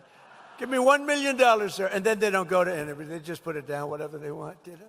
They say, we scoured the countryside. They didn't scour. They sit in their room watching television. They say, oh, let's give Trump a little bit of an advantage that makes him happy. Under 4 years of Crooked Joe Biden, the average 401k rose at the rate of $875 a year. Okay, that's something, a little raise. But you know why he rose? Because of me with the 4 years that we had. Because after that, there was nothing. He would have gone down.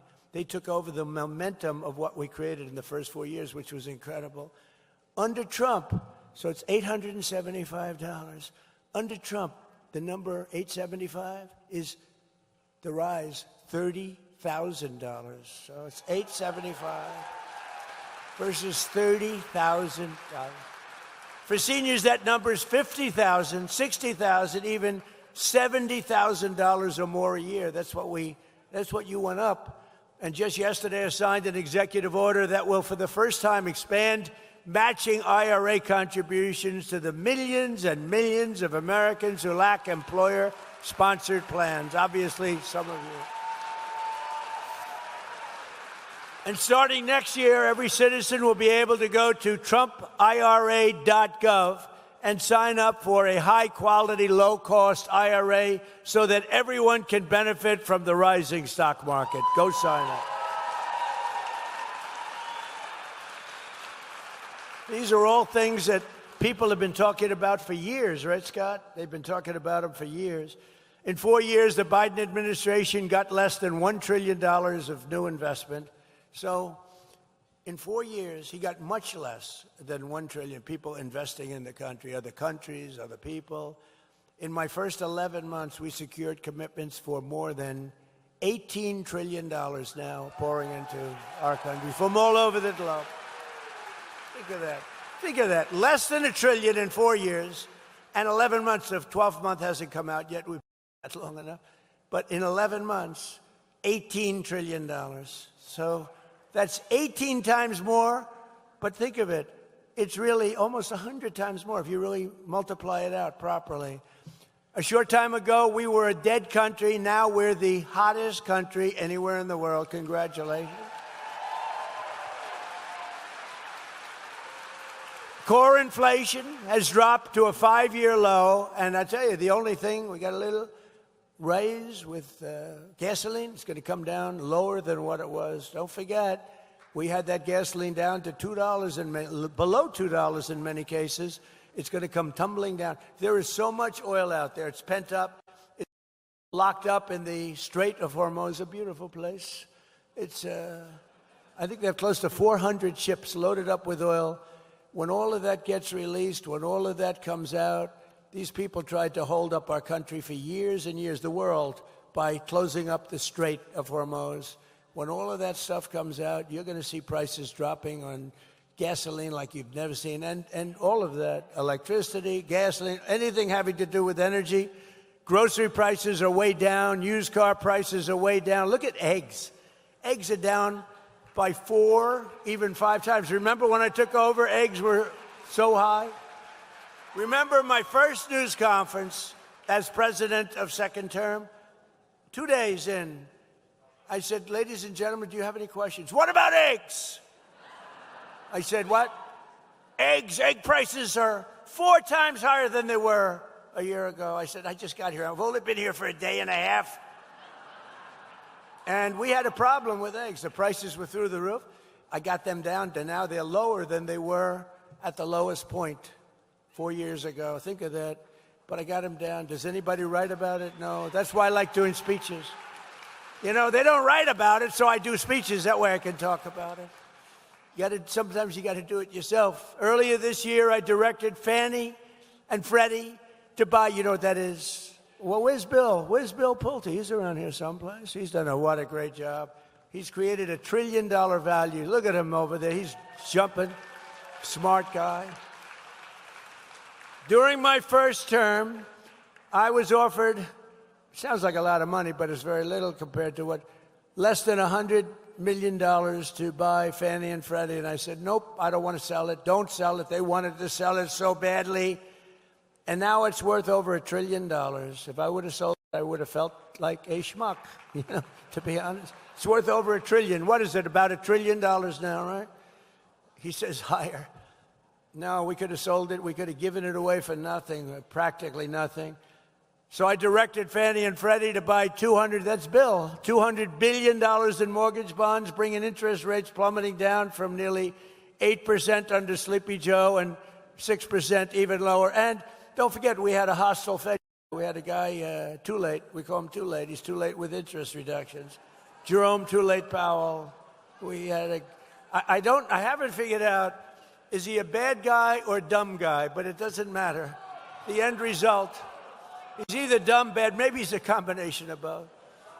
But in any event, because rates, we would have had them even lower, but we've done great considering that we're fighting. Now we have a great Federal Reserve chair coming in, and he's going to be fantastic, Kevin Warsh.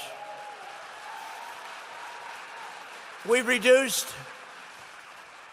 reduced the annual cost of a typical new mortgage by $4,000. Think of that, $4,000 a year after decades of other countries stealing our jobs and plundering our wealth, taking advantage of our country like we're a bunch of fools. Thanks to our strong policy on tariffs, I love those tariffs. We cut our gaping trade deficit by 55% this year alone.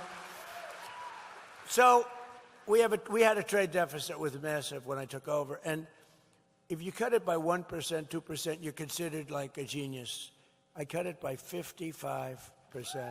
And next year is even better. And that's despite the Supreme Court making me do the tariffs a different way. I cannot believe they did that, but they did it. They shouldn't have done that, but it doesn't matter. I'm doing it a different way, a little more work, a little more time. Pay back $159 billion of the money that you got in. But we're doing it. It's actually very solid. It's 100%, can't be challenged. And we informed the very beautiful country of Germany that because of the fact that they and other European nations have not adhered to our trade deal. They haven't adhered to our trade deal. We have a trade deal that Scott and me and Howard and all our great people, Jameson, we all did a great trade deal, but the European Union has not adhered to it. So we've increased the tariffs on all cars coming into the United States by 25% and trucks. Knowing that if Mercedes and BMW and the truck companies and all of the people out there that send stuff in and didn't pay anything for years, they ripped us off, they took our jobs away from us. Not anymore, it's the opposite. They're all coming back. You know, factories are pouring back into our country, but they're all coming back. But we informed them that we're going to charge them, we're going to increase their tariff to 25%, knowing that if they build their plants in the United States, there is no tariff. They have to hire our great American workers, and there is no tariff. Think of it. And we've added now, we are now building AI plants, all of everything. But we have part of that $18 trillion. But we have more construction going on in what they call plant and equipment than we've ever had before in car plants. We had a period of time that for 25 years we didn't build one plant. They took our car industry away. It went to Germany, Japan, Mexico, Canada. It went to the European Union like crazy. Germany, think of it. It went to the European Union. We went for a period of almost 30 years with barely building a plant. Now we're building more plants for cars and trucks than we've ever built in the history of our country, including prime time from many years ago. They're all coming back because they don't want to pay tariffs. Very simple. Very simple. They don't want to pay tariffs. If you don't want to pay tariffs, that's fine. Build your plant here. Build it in Florida. I don't think of you too much as, you don't need the cars, but build it in Florida.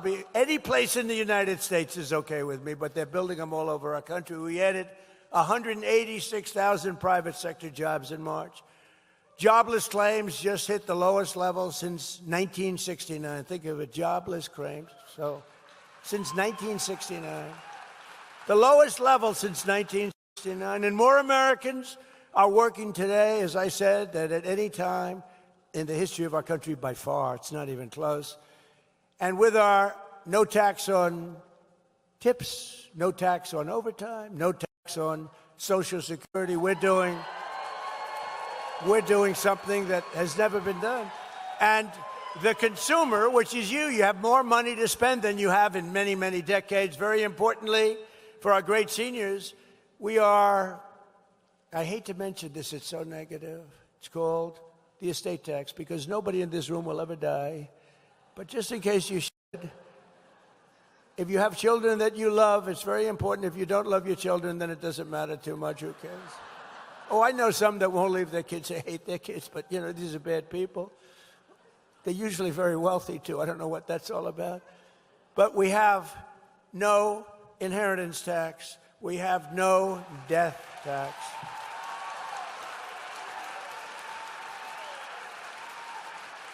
Who really it affects is the farmer, the small farmers, medium-sized farmers. They're called land-rich, cash-poor. You know, that beautiful land that's very valuable, but they don't make tremendous income. And they die, they leave it to their children. Their children goes out to the local banker, borrows money to pay the tax because the tax was 50% and more. And they end up losing their farm. In many cases, they love their life. They commit suicide. It's a crazy thing. They lose their whole life and they commit suicide. There's no more of that. So when you die, you leave your farm or your small business to your children. You have no estate tax. You have no death tax. I think that's a big deal. To me, that's a big deal, right? Byron, that's a good one, right? That's good. You know, you want to lead your way of life. You don't want to be forced to sell your farm. Sometimes you can't sell your farm for what they think it's worth, and you have nothing but trouble. What a problem it was. You don't have to worry about it anymore. We made interest on new car loans tax deductible, but only if you buy a car that's made in America. Otherwise, we couldn't care less. That's a big deal. So that you go out and you borrow money to buy a car, and, you know, you paid interest, you didn't get, now you get a deduction. That's like 40, 50%. It's like a phenomenal thing. You get 100% deduction on interest. So the interest payments that you make to the bank for the car loan, you're able to deduct that from income tax. Now, it has to be made in America. So go buy American cars or cars that are made in America. And we also created the brand new Trump accounts along with a really fantastic family, the Dell family. Have you used their computers recently? Susan and Michael Dell, they're amazing people. He put up $6.25 billion. A lot of people said, I'm going to match him on the 250, but even the 250 is a lot. Think of it. He was the first one. He bought $6.25 billion of these accounts for children all over the country. And it was just announced this morning that it's setting records, so that, you know, when your beautiful baby, we have an automatic $1,000 contribution for every newborn child, and it allows everyone to contribute to a tax-free savings account for your grandchildren. A lot of people are buying it for their grandchildren to benefit them, so that after they turn 18, they could have $100,000, $125,000, $150,000, depending on what goes on. And they can be sort of rich. And it's an amazing thing, and it's like a wildfire. It's doing so great, right, Scott? It's been really an amazing thing. And with us today is a grandmother who lives in the Villages named Mary Alice. After a long time in the Michigan real estate and automobile industry, she and her husband retired to the Villages. And thanks to our great, big, beautiful bill, I love that bill. You know, we have 4 years' worth of stuff. That's why we call it the Great Big Beautiful Bill. We were going to have 19 separate bills. And I said to Mike Johnson, John Thune, I said, fellas, the Speaker of the House, head of the Senate, I said, let's try for one big, beautiful, because I don't know, these Democrats are crazy. And it was early. We had a little bit of a honeymoon, just a little tiny bit. I said, let's see if we can get everything in one bill. And everyone said, no way, you're not going to do it. It's the greatest. It's the biggest thing ever passed in the history of our country, the Great Big Beautiful, and it should be called the Great Big Beautiful Tax Cut Bill, but also we have tremendous regulatory cuts, and that's why your jobs are so good, because all of these people, small businesses, medium-sized businesses, everything, they're able to take regulations with a little bit of a grain of salt. It's not going to put you out of business. There are tremendous regulation cuts, and it's really been amazing. So they just received a tax refund of double the size of anything that they've ever gotten. Think of this, Mary Alice, for years she's gotten peanuts, and now she's gotten a tax of double the size, and in many cases 4 or 5 times the size of anything she ever got before. So Mary Alice is now considered a rich person. Come on up, Mary Alice, say a few words. Come on up. Oh, look at her. She looks good. She's a rich woman. Come on. Thank you, President Trump. It's such a pleasure to meet you. Hey, wait, let me get this out. You want me to get that out? Wait. Oh, yeah, because I'm really short. I think you'll be good.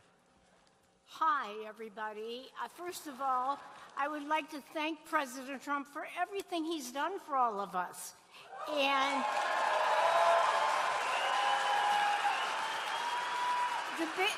the big, beautiful bill helped my husband and I so much this year. We were so shocked when we picked up our tax return and the accountant told us how much money we were getting back. We were just thrilled. It was double what we thought we would get. We ended up using some of that money to pay for a new roof. Now, we all know we live in Florida and we all need roofs. So we were able to use some of that money for the new roof, and we're thrilled that we were able to do that, and we didn't deplete our savings account. So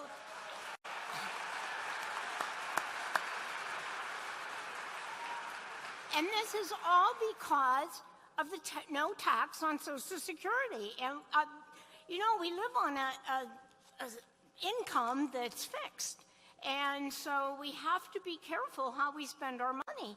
And thanks to President Trump and his administration, we've been able to live a great life here in Florida.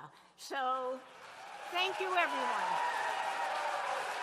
Thank you, President. Thank you. Thank you, darling.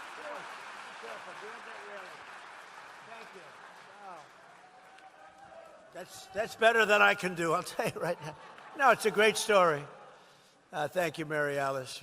You're really something special. Thank you. Congratulations. But never forget, every single Democrat in Congress voted against no tax on Social Security. They voted against it, every single one. We didn't get one vote positive because they're just like a sick unit of people. Just like the State of the Union speech. I introduced people, the mother of somebody who was slaughtered by an illegal immigrant that came in, slaughtered so horribly, and please stand up. And the mother stands up. She's beside herself. The Democrats are sitting here. They didn't move. They're just sitting here. No. They're sitting here long fast. The Republicans are going crazy. They're screaming, and they love the woman that they wouldn't clap, or the helicopter pilots that did so well in Venezuela, a great, incredible military achievement. And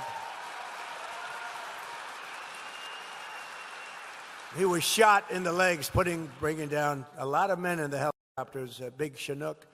And he was shot in the legs, and you operate those things with the legs more than anything else. And he was very badly hit hard in the legs, and he brought that helicopter down, and then he says, "Take over, because I'm going to be passing out now," after it was perfectly landed in exactly the location they had to be. Otherwise, we could have had a problem like Jimmy Carter had. You remember that problem with helicopters crashing back and forth? It was not good, but that was Venezuela. How good did that work out, right? And we introduced him, handsome guy, beautiful looking guy. We introduced him. We gave him the Congressional Medal of Honor. The first time it's ever been done at a State of the Union. We gave him the Congressional Medal of Honor, and the Democrats sat there like a bunch of dead people. They didn't move. And I called them out. I said, "You people are crazy. There's something wrong with you." But they voted against income tax cuts for seniors.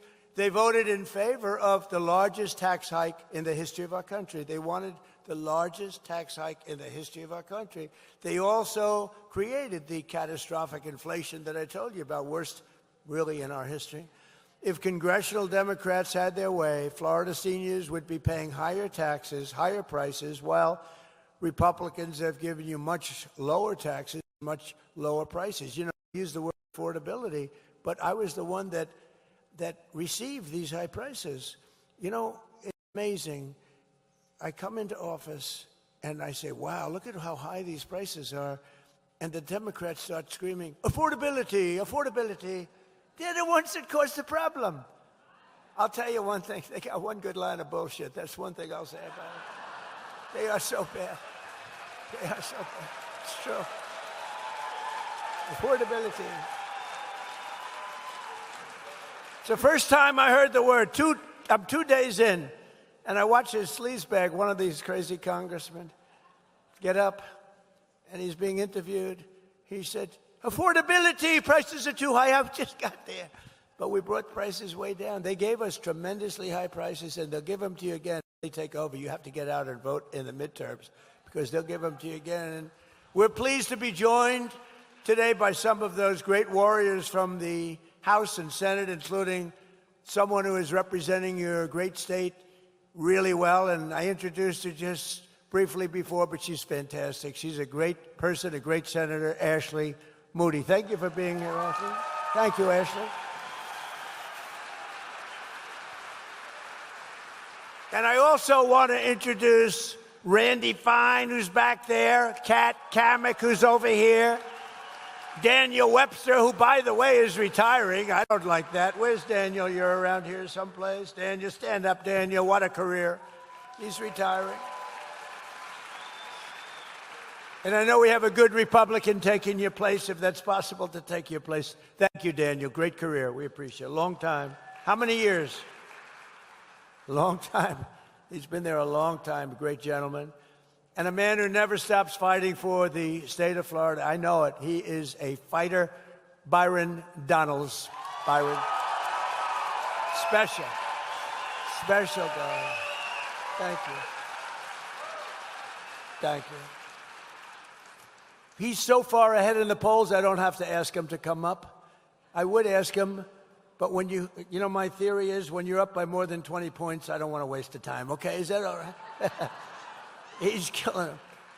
Another great friend of mine, Florida Agriculture Commissioner Wilton Simpson, who's running and going to be great. He's a great guy. And the Florida CFO, Blas Ingolia. Blas, where are you? Yes, Blas, thank you. Thank you, good job. We're also joined by very much of a legend. He's really an amazing guy. He straightens you out mentally. Probably has his own problems, but we don't have to know about that. But we've all grown up watching him. I've watched him for so many years. I did a show before the election, and I thought I was sort of doing him a favor by doing him the show. I said, I'm hotter than he is. Why the hell should I do a show? But I did it, and I have never had such a response as I had on that show. Where's Dr. Phil? Are you here? Come here. Come here, Dr. Phil. No, I did his show. Wow.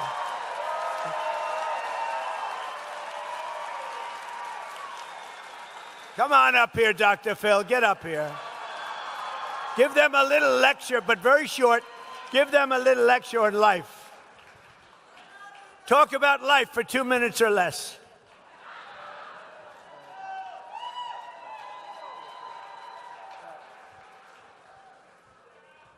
Well, hello. I had a different reaction than the president when I told my wife I was coming to the Villages. She said, oh, no. No. Not without me, you're not. Those people are crazy partiers. She says, Robin says, give you her love. She really wanted to be here, but we have grandchildren, so I'm now 5th in line. By the way, Mr. President, I've given that cognitive test that he took. I used to administer those, where you give them 9,000 divided by 2, 6, 7. I recall one guy did that about the president's age. Took about 6 minutes to go through it. I said, so what's your answer? He said, a small wire-haired terrier. So great that he got that done. No kidding. Listen, I really do want to take a chance to talk about this a little bit, because what the president is doing here is really something you got to think about differently.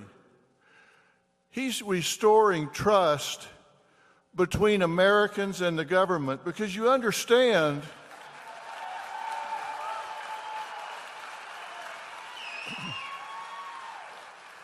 you understand that this was, your benefits were never supposed to be taxed to begin with. That was the deal the American government made with the American people. And from 1935 until 1983, that was the deal. And then they changed the deal. That wasn't what you started with. That wasn't the deal. And President Trump is trying to bring the deal back and say you can trust your government to do what they tell you they will do.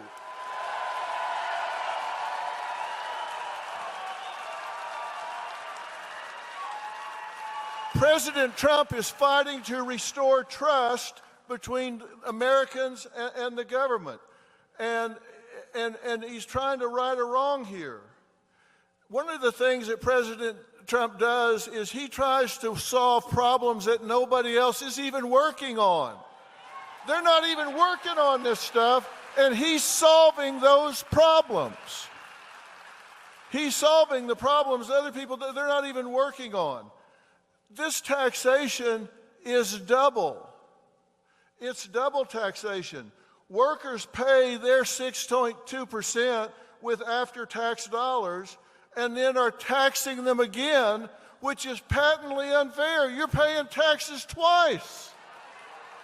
And he's not willing to say that. And seniors are vulnerable because you have fixed incomes and no ability to earn your way out of a broken tax promise for a tax burden. And he's fighting for that so you don't have to do that. And I think everybody should recognize he's fighting for something you can't fight back for. And that is so important. And it's really critical that this simplifies everything. And you know, people will say, well, it's going to cost money. That was the deal. That was why they changed the deal. It didn't have anything to do with taxes. It had to do with trying to increase revenue. If we'll just let him go track down the fraud money, it'll more than pay for this 10 times over. It will more than pay for this to stop the fraud in America. Stop the fraud in America.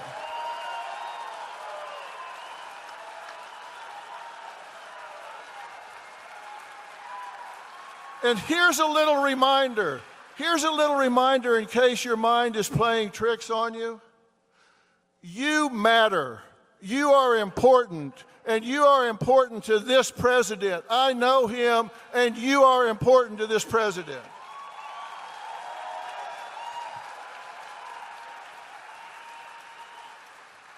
And I will tell you a quick story.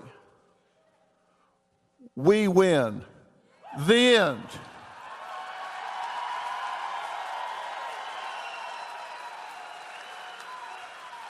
You know, I've spent most of my life, certainly as a professional, actually since I was 12 years old, studying why people do what they do and don't do what they don't do. And I can tell you that in studying that, I have found out what makes people champions. And I know what makes him a champion. I can tell you, people that are champions play the game with passion. They play the game with passion. They surround themselves with like-minded people who understand why they feel so strongly about what they do. They tell themselves the truth. They deal with the truth when it comes up. And I didn't come down here just to stand up and say a few things and get a little golf clap from everybody and say, nice speech. I wanted to come down here because I want you to remember what I'm saying about President Trump and not getting taxed on your Social Security benefits and about his leadership. I want you to remember that on May 1st, the bald guy came up and told you that this is important and we've got midterms coming up and you need to make sure that not only you vote, but find 10 people and make sure that they vote.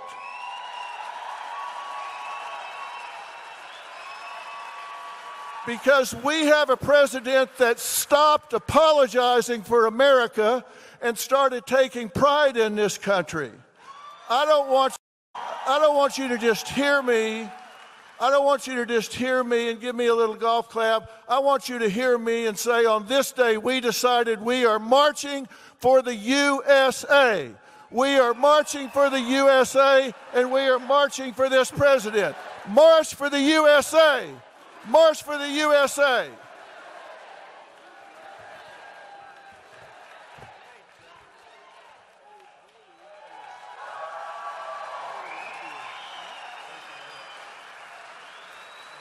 Thank you, guys.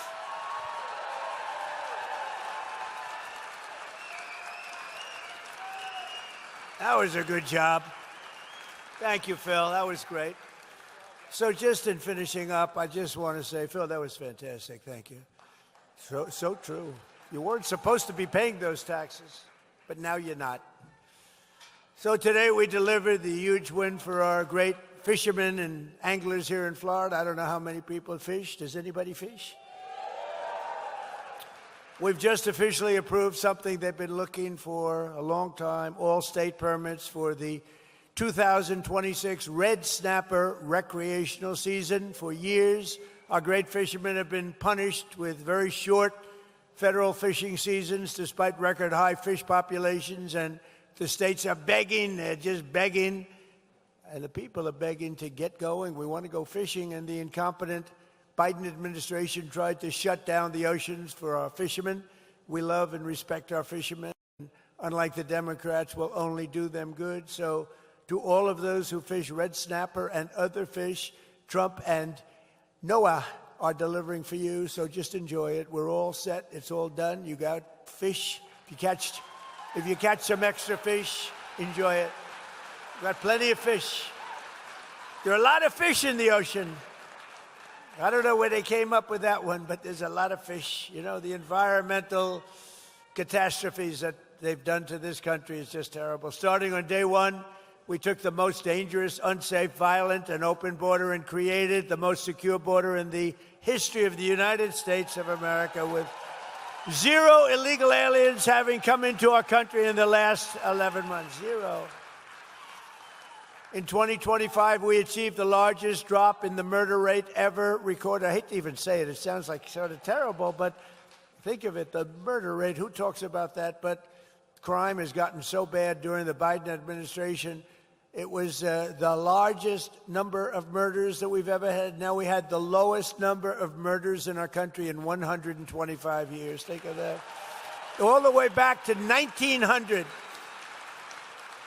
We cut the flow of fentanyl across the border by 63%. Think of that. And it doesn't come in at all by water. I wonder why. By water, we're down 97%. And we're all looking for the 3% because we consider them the bravest people anywhere in the world. You saw what we had to do.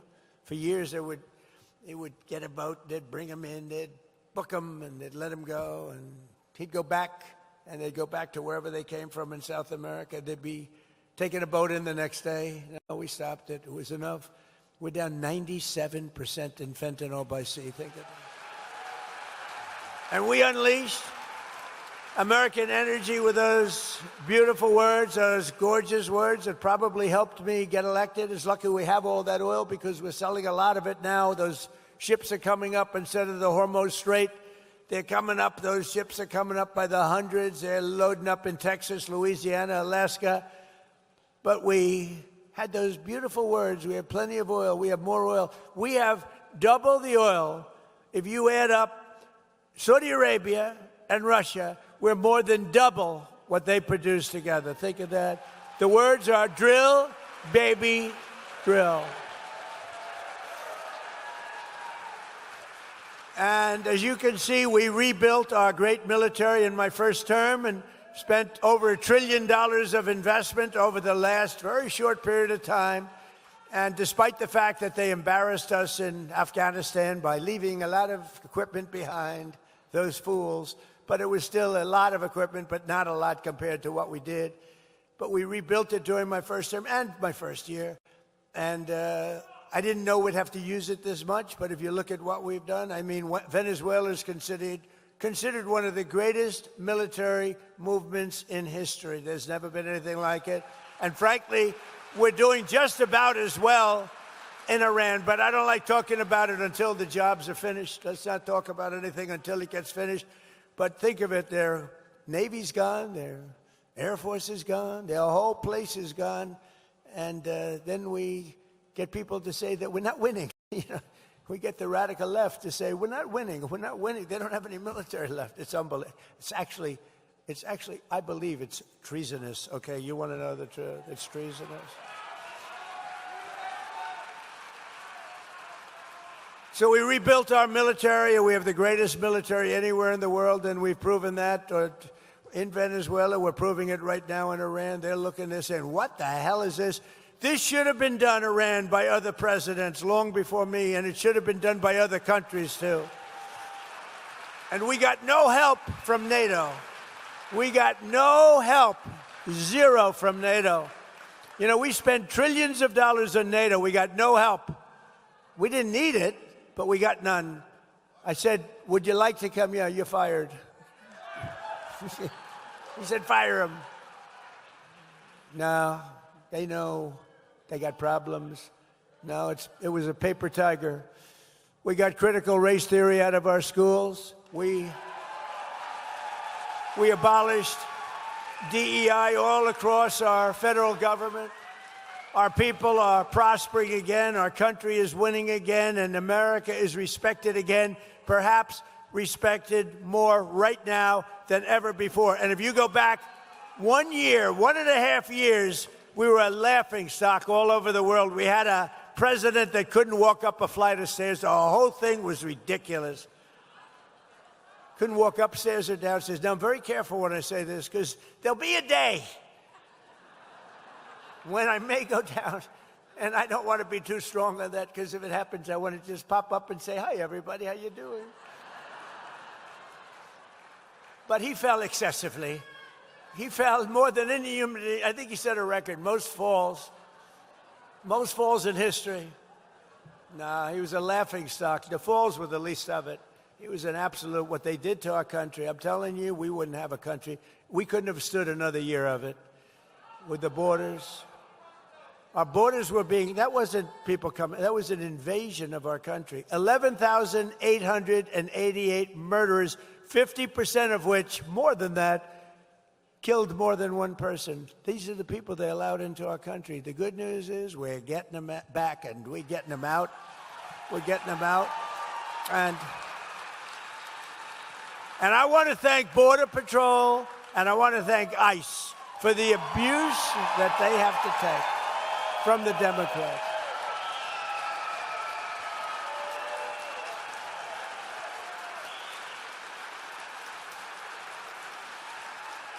That's nice. They'll be happy to hear that. That's very nice. Very nice. Thank you. They'll be happy to hear that. They watch. I mean, ICE, the job they have, Border Patrol, the job they have. Think of it, the border, 11 months. 0 people came through our border. 0. And those charts are made up by Democrats. They don't even try. The answer is, you know, that used to be thousands, hundreds of thousands of people lined up trying to break into our country. Now there's nobody. You have these plazas. There's nobody in them. They don't, because they know they're not coming in. But the job that Border Patrol and ICE, and then they get ridiculed and defunded. They will defund your police. If they had free reign, the Democrats will defund your police. We cannot. This is what they're doing with ICE. This is what they're doing with Border Patrol. With the help of our Republican majorities in Congress, we will pass the great health care plan, stop all payments to big insurance companies, and give the money directly to the people to buy their own health care, which will be a much better health care at a much lower price than ours. You're working on that. It's one of the most popular things. You know, the problem is the Democrats will not vote for it because they're owned by these big insurance companies. They're owned, lock, stock, and barrel. We want to pay the money not to the insurance company, but to the people directly to the people, a health savings account, directly into that account, and you go out and buy your own much better health insurance at a much lower cost. Money left over will crush violent crime. We have done an unbelievable job on crime. Impose harsh new penalties for repeat offenders. Crack down on Marxist prosecutors, rogue judges, and end deadly sanctuary cities, which is basically only to protect criminals. It's a sanctuary for criminals. Then we will end one of the worst things that's happened in our country. It's just absolutely hurt our country so badly. No cash bail. They go in, they murder somebody, they're out on the street in another 15 minutes after going into a court. No bail, no cash bail. As a disaster, we'll end it. And we will defend America's borders. We'll pass the Save America Act to protect our sacred American election. Because all voters must show voter ID, all voters must have proof of citizenship. And there will be no mail-in ballots except for illness, disability, military deployment, or travel. And we will also enshrine in permanent law no men in women's sports. And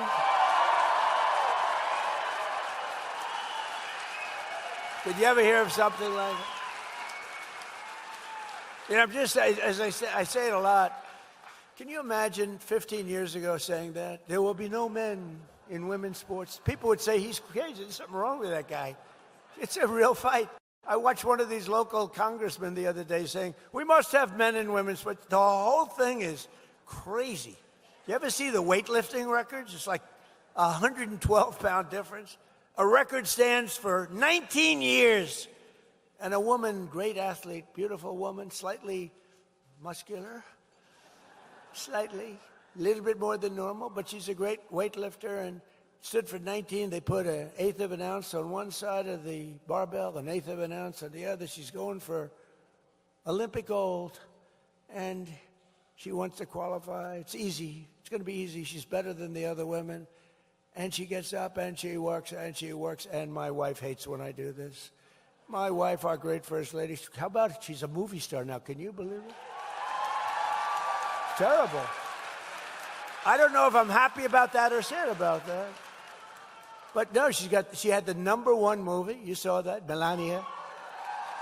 And then it was #1 streaming, and I said to her, no family can have 2 stars. What do you think about that, Dr. Phil? No family can have 2 stars, Dr. Phil. This is not a good situation. I don't like it. Dr. Phil would tell me I'm right, but don't say it. No, she's done a great job, but she hates it when I do the thing on weightlifting. She says it's so unpresidential. And she hates when I dance, too, at the end, too. She hates when I dance to what's sometimes referred to as the gay national anthem. You know that. She hates it. You know, that song was #5 32 years ago, and it went to #1 32 years later. There's never been anything like it. It never hit #1. It was #5 32 years ago, and it went to #1 for months during the last months of the game. We love that song. But she goes, darling, please. You know, she's a very elegant woman. She goes, darling, please don't dance. It's not presidential. I said, it may not be presidential, but I'm leading by 20 points in the polls or something. But she particularly hates the image of me showing sweat and strain of the young woman trying to win the weightlifting contest against a group of women and one gentleman who decided to go on to the other side. He transferred to the other side. And transgender anyone? And she got up. And her mother was down there. Oh, her mother was so proud with the American flag, a little American flag, like, remember George Foreman, the great George Foreman, had that little tiny flag when he went. She had one of them, too. And she was screaming for her child, who was a weightlifter, a real good one. And she got up, and she grabbed it. She grabbed it. Oz is a big physical fitness guy. And she got it. Come on, baby, you can do it. The mother's screaming. The father didn't care because he doesn't believe that his daughter can beat the person that's coming up next. The father's saying there's no way she's beating that guy. So she gets up and she's ready. Now she's just got to do that fun. She's almost home. 1/8 of a pound more in each. 1/8, just a tiny little bit. Come on, darling. The mother's screaming like crazy. Darling, I love you, darling. Mom, I can't do it. Boom. Couldn't do it. She failed. She was devastated. And then a young lady comes up, who was a young man just a little while ago. And he was actually a very poor, he was a weightlifter, but he was at one of the worst in the country. He was the lowest rung, about as low as you can get. So he transferred over to the other side. And he stood over that big barbell, and he looked at it.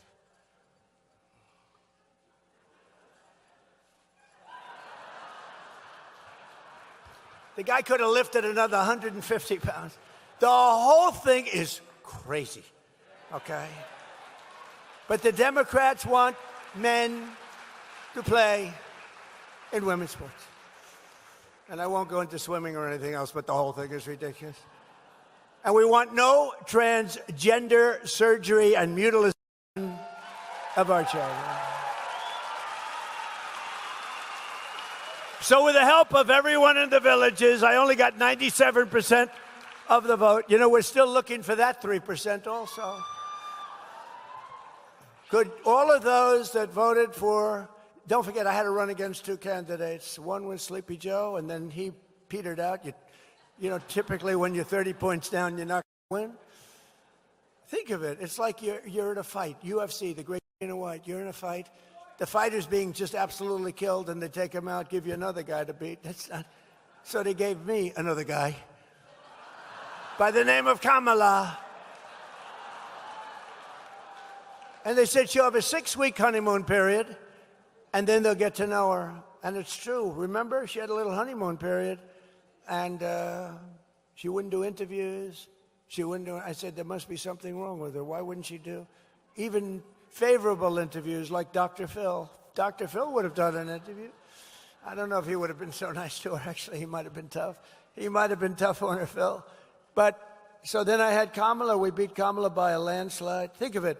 We won every swing state. We won all 7. They said Trump could win 3 swing states and still win the election. He's leading by so much he could win. We won all 7 swing states. We won the Electoral College in a landslide. We won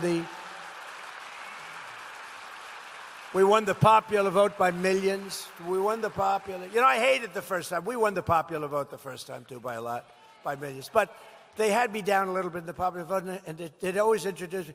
Donald Trump, who lost the popular vote. This is the way I got to always introduce. That's why I said, I got to win the popular vote. You know, it's all about the Electoral College. But every time they introduced me, they'd say, ladies and gentlemen, a man who lost the popular vote, but he's president. This is the way I got introduced, you know? So I said, I don't like that. So we won the popular vote by a lot. With all their cheating, that was popular vote AC. You know what AC means? After cheating. We still won it. Because they cheat like hell. That's what they do best. They cheat on elections. Look, if they did, in all fairness to them, if they didn't cheat, it would be impossible to win. You don't win when you have open borders, when you have men and women's sports, when you have the transgender, think of this, transgender mutilization of your children. Oh, please vote for me. I'm all in favor of transgender mutilization of your child. You don't win the kind of things, weak on crime, high on taxes. They voted against all of these tax cuts that we got here. They voted against. They didn't vote against because they thought they were doing something good. They voted against because I was in favor. Anything I'm in favor, I'm telling you, I'm going to run a much different campaign. I'm going to oppose all of those things that are really, really good. We're going to win. We're going to get such Democrat support, you're not going to believe it. They have no clue. But we're going to keep on fighting for American seniors. We've done more for the senior than any other person ever in this office. And we're going to keep on winning for America. We'll honor 250 years of independence, liberty, and freedom. We have it coming up. And we've made our country great. You know, we'll never, ever disrespect MAGA, Make America Great Again. But, you know, when you think about it, Make America Great Again, America is now great. So to say Make America Great Again, but I'm still not getting rid of MAGA. We're not getting rid, because MAGA is the greatest slogan, the greatest branding, the greatest anything in the history of politics of any country.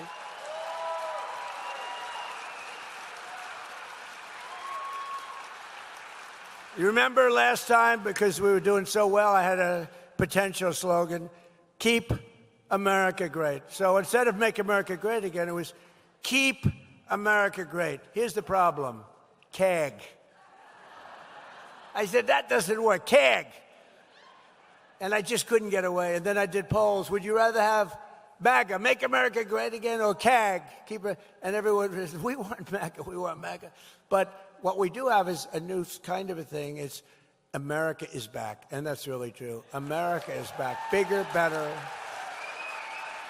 and stronger than ever. It's back bigger, better, and stronger than ever. And just to put it in some words that you've heard before, together we will make America powerful again. We will make America wealthy again. We will make America, Dr. Oz, healthy again. We will make America strong again. We will make America proud again. We will make America safe again. And we will make America great again. Thank you. Thank you very much. The Villages. Thank you. Thank you. God bless you all.